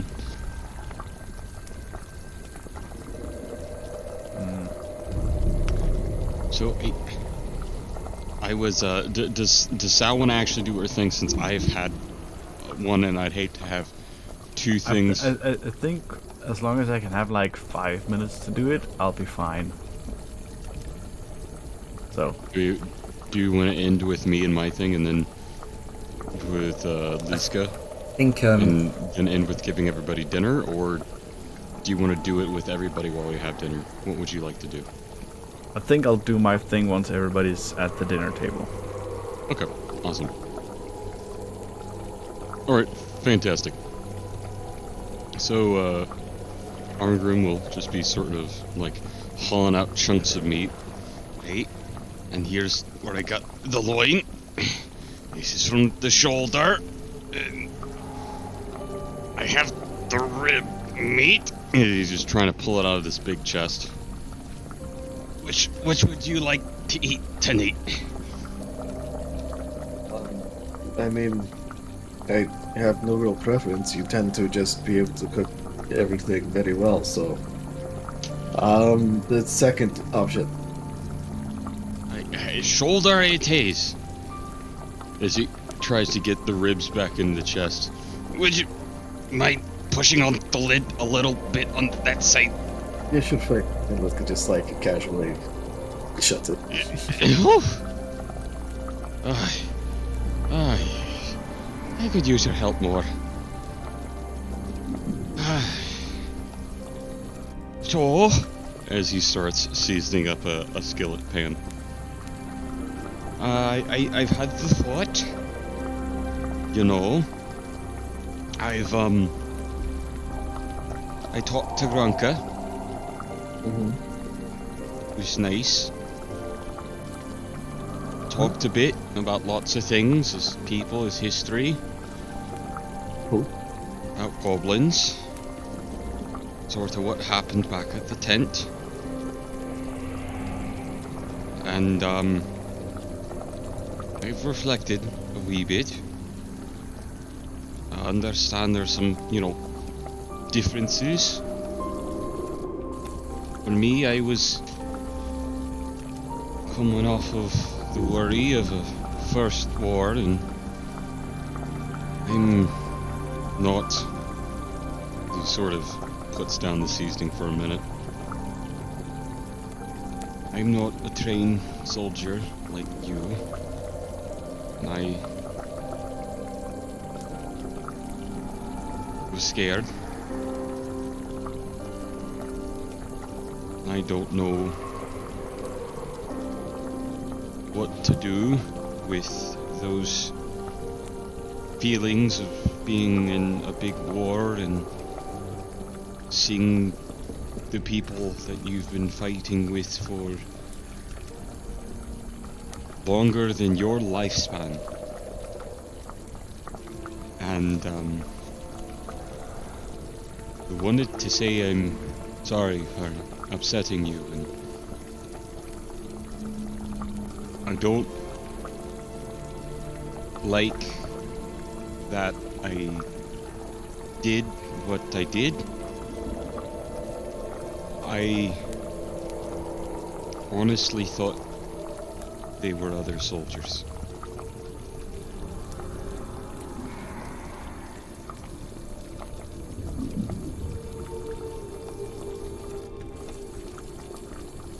There is, I mean, it's understandable, like not having training or whatnot, that you could, what is the phrase? I think Sao has said it once or twice, like jump the gun.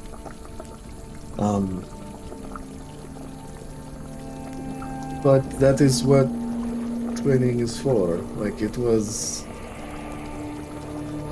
a very,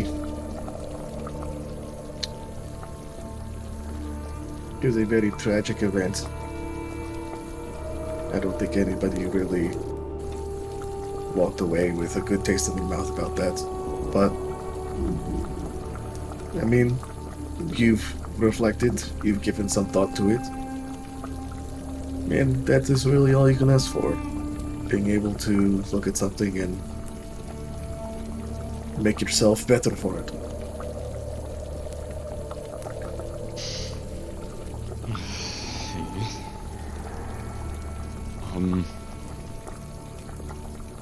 Do you ever get dreams sometimes? Bad ones? You know? Yeah, all the time. About fighting and, you know? Yeah, all the time. It comes with being a soldier and seeing what I have seen. Like, it is not...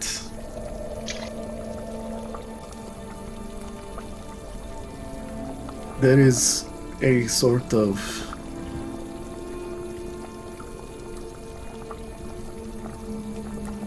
What is the way to put it? There are philosophers in Ragnarok that can put it better, but it is usually not natural to take life for taking life's sake, you know? And because if you think about it, like, especially with Civil War, you kill your brothers for beliefs that 99% of you think the same thing, but that 1% is apparently important enough that you will kill family for, you know? It is... War brings out the worst in everybody. I'll just say that. And as a soldier, you fight for what you believe is the greater good. And sometimes you do bad things because of it. But that is something that you have to live with. We all take our punishment at some point. But that is usually in the next life.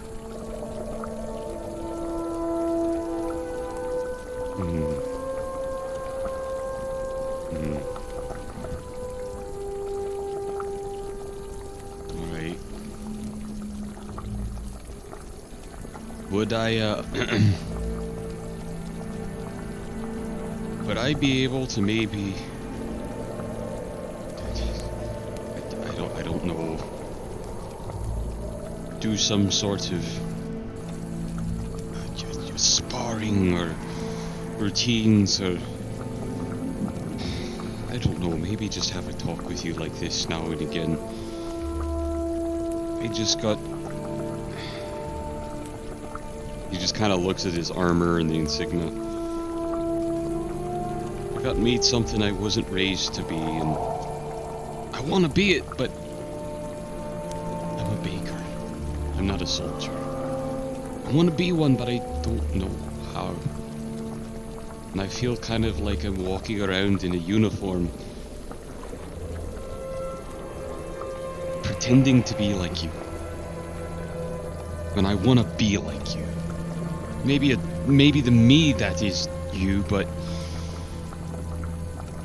you know. Well, can I ask you something? Hey? Why do you want to be like me? Why not just be a baker? I would rather be a baker than a soldier. It just so happens I was raised to be a soldier.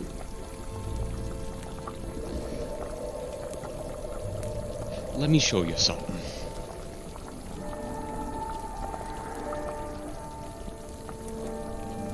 This is... See, I don't know if I can do this. I don't think I have the ability to share something in my inventory. I think you should be able to. You can just trade it, right? I don't know if he wants to trade it. I don't want to trade it. Oh, well, you can just go ahead and just put the info in the chat there. It links another thing that is apparently a lore or something. Oh, sorry, I have no idea what you're talking about. I'm trying to figure out how I can show the ledger. Oh, right. I don't know if I can't click show players. Hang on. Let me just go ahead and show players. There you go. There you go.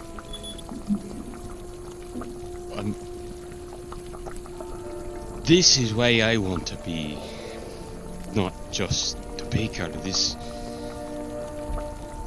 These are all, well, maternal, but this is my family going back to our founding, or as far as we can, and we come from people who do great things, who've done great things in history, literally made dwarven forts, and they did so much more than just bake. I did that for me early life, and it makes me feel hollow. I love cooking and making people happy, but I want to be out here doing this, as he gestures around to the bog. I don't want to be trapped inside of a cave doing nothing where everything's safe in the same day. And I want to make things better for my people and those I care about. And I want to make it so when wars happen again, my kin don't lose their home and my kin aren't slaughtered the way that they were. And I want to find out how to be better at that. And being some helpless baker who can only barely make ends meet making bread for somebody who's drowning their own sorrows doesn't feel good. That's not the kind of life that ends in a happy, peaceful moment. That's the kind of life that ends with empty bottles and a sturdy rope. I don't really want that. Liska looks on with great incredulity, at like, you think all bakers end their lives killing themselves? No. I think that's how mine would end. Like, feeding people you love and, like, bringing them happiness? No! The I world love can deal doing with that. less soldiers and deal with more bakers. But it's not that the world needs one more soldier, it's that I need to do something that doesn't make me feel helpless. That doesn't make me feel like nothing, you know? Well, I mean,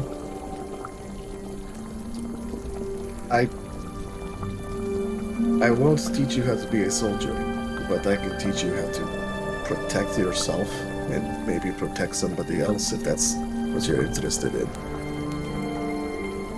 Like, would you rather follow orders or, do your own thing? I want to go out and do my own thing, but I don't want to be somebody who's just wearing a soldier's armor and not know how to properly be one, how not to serve his country and his kingdom.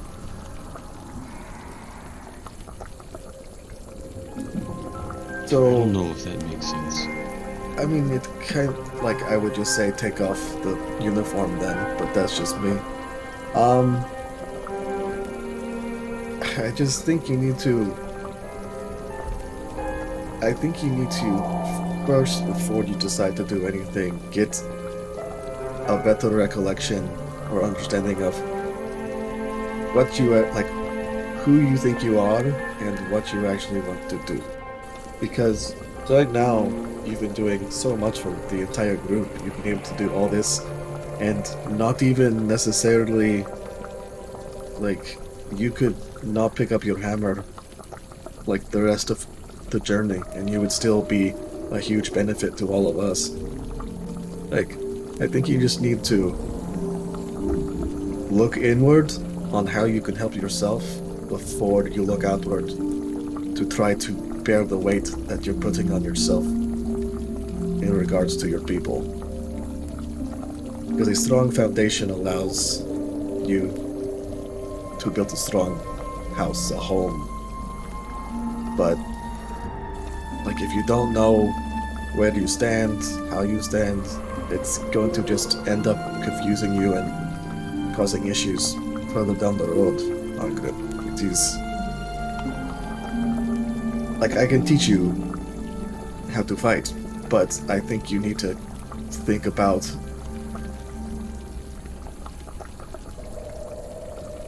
I think you need to think about why you want to fight, and if you're tying your own value to being able to fight. Because I can audibly tell you, you have a lot of value that everybody in this camp sees and understands. I just think you need to kind of see it for yourself. I know Hey. dwarves are very... Sorry. I know dwarves are just Oh, very go ahead. land-centric, like... Huzzah! Like... It is clan or nothing, but... I don't know. You say that you want to do your own thing, but you want to be told what to do. Like, you can be a prominent fighter, like myself, and still benefit your people without having to be a soldier. You say you want to defend your people, you want to have a sense of being able to do something that will protect others, then learn how to protect others. You don't necessarily have to be a soldier to do that. A mother protects their child just as effectively. Like, it's all about the emotion and capabilities that you put into it.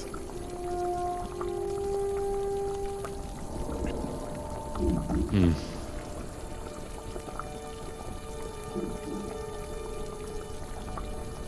All right.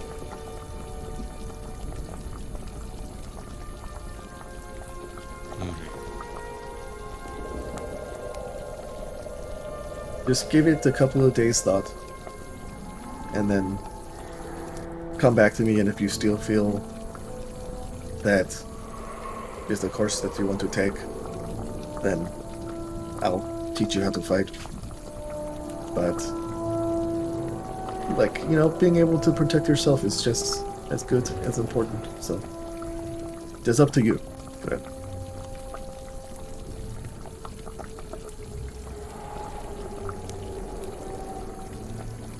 I think I know really what I want to fight for. As he just kind of pats the ledger. It's just...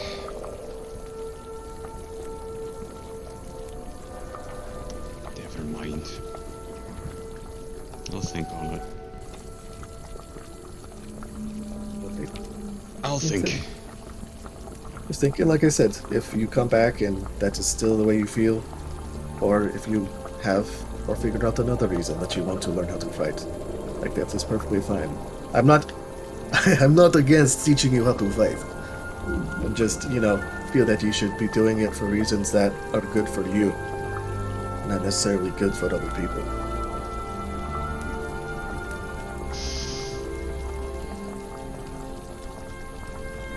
Yes.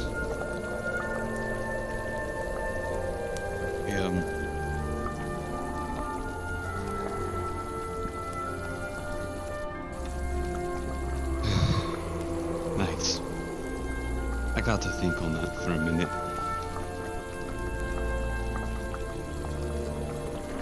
Alright, I'll finish getting dinner ready. And, I'll see... Is there anything else you See. need me to do before I leave? No. Have a good night. Right. Well, I'll see you in a little bit, whenever food is ready, but yeah. If you give it a few minutes, I'll bring everyone aboard. Right. And she like pats him on the back and then walks outside. Okay. I think that's a pretty good place to end it. Yeah. Ducky wanted to But do I do have a good moment here, because it's actually fitting that Liske comes out, because that means the thing I want to do with Sao actually fits really nice for a cliffhanger. Right, okay, so... This guy, I'm pregnant. That would be a fucking... Oh shit, out of left field. I just sort of tuned back in mentally. Fucking, I hear pregnancy. It's like, what happened while I was? Sorry, that was a curveball. Continue, Sam. Yeah, sorry. So, as you all kind of come out, as Liske, gather around. As Liske comes out, Sao will sort of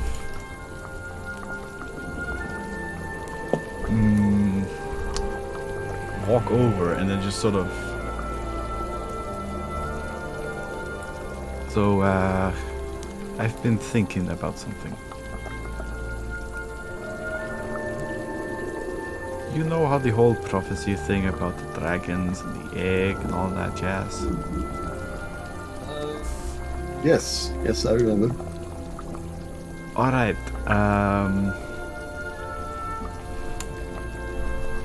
Small little note here.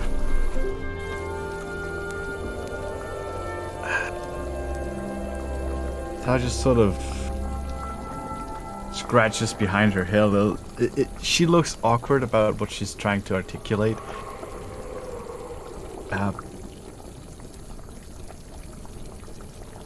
Long story short, I think Mortefax was Aria's sister, you know. She motions with her hands like the egg. Sister? Like, what do That you is mean? a big leap. Maybe we should take that. Sorry. What? And that's where we are. And then we'll end there. Sleep is for the weak. Excellent. Well, that was fun. Yeah. Also, Jader sent you some DMs. Alright. Yeah, slid into. Anyway, yeah.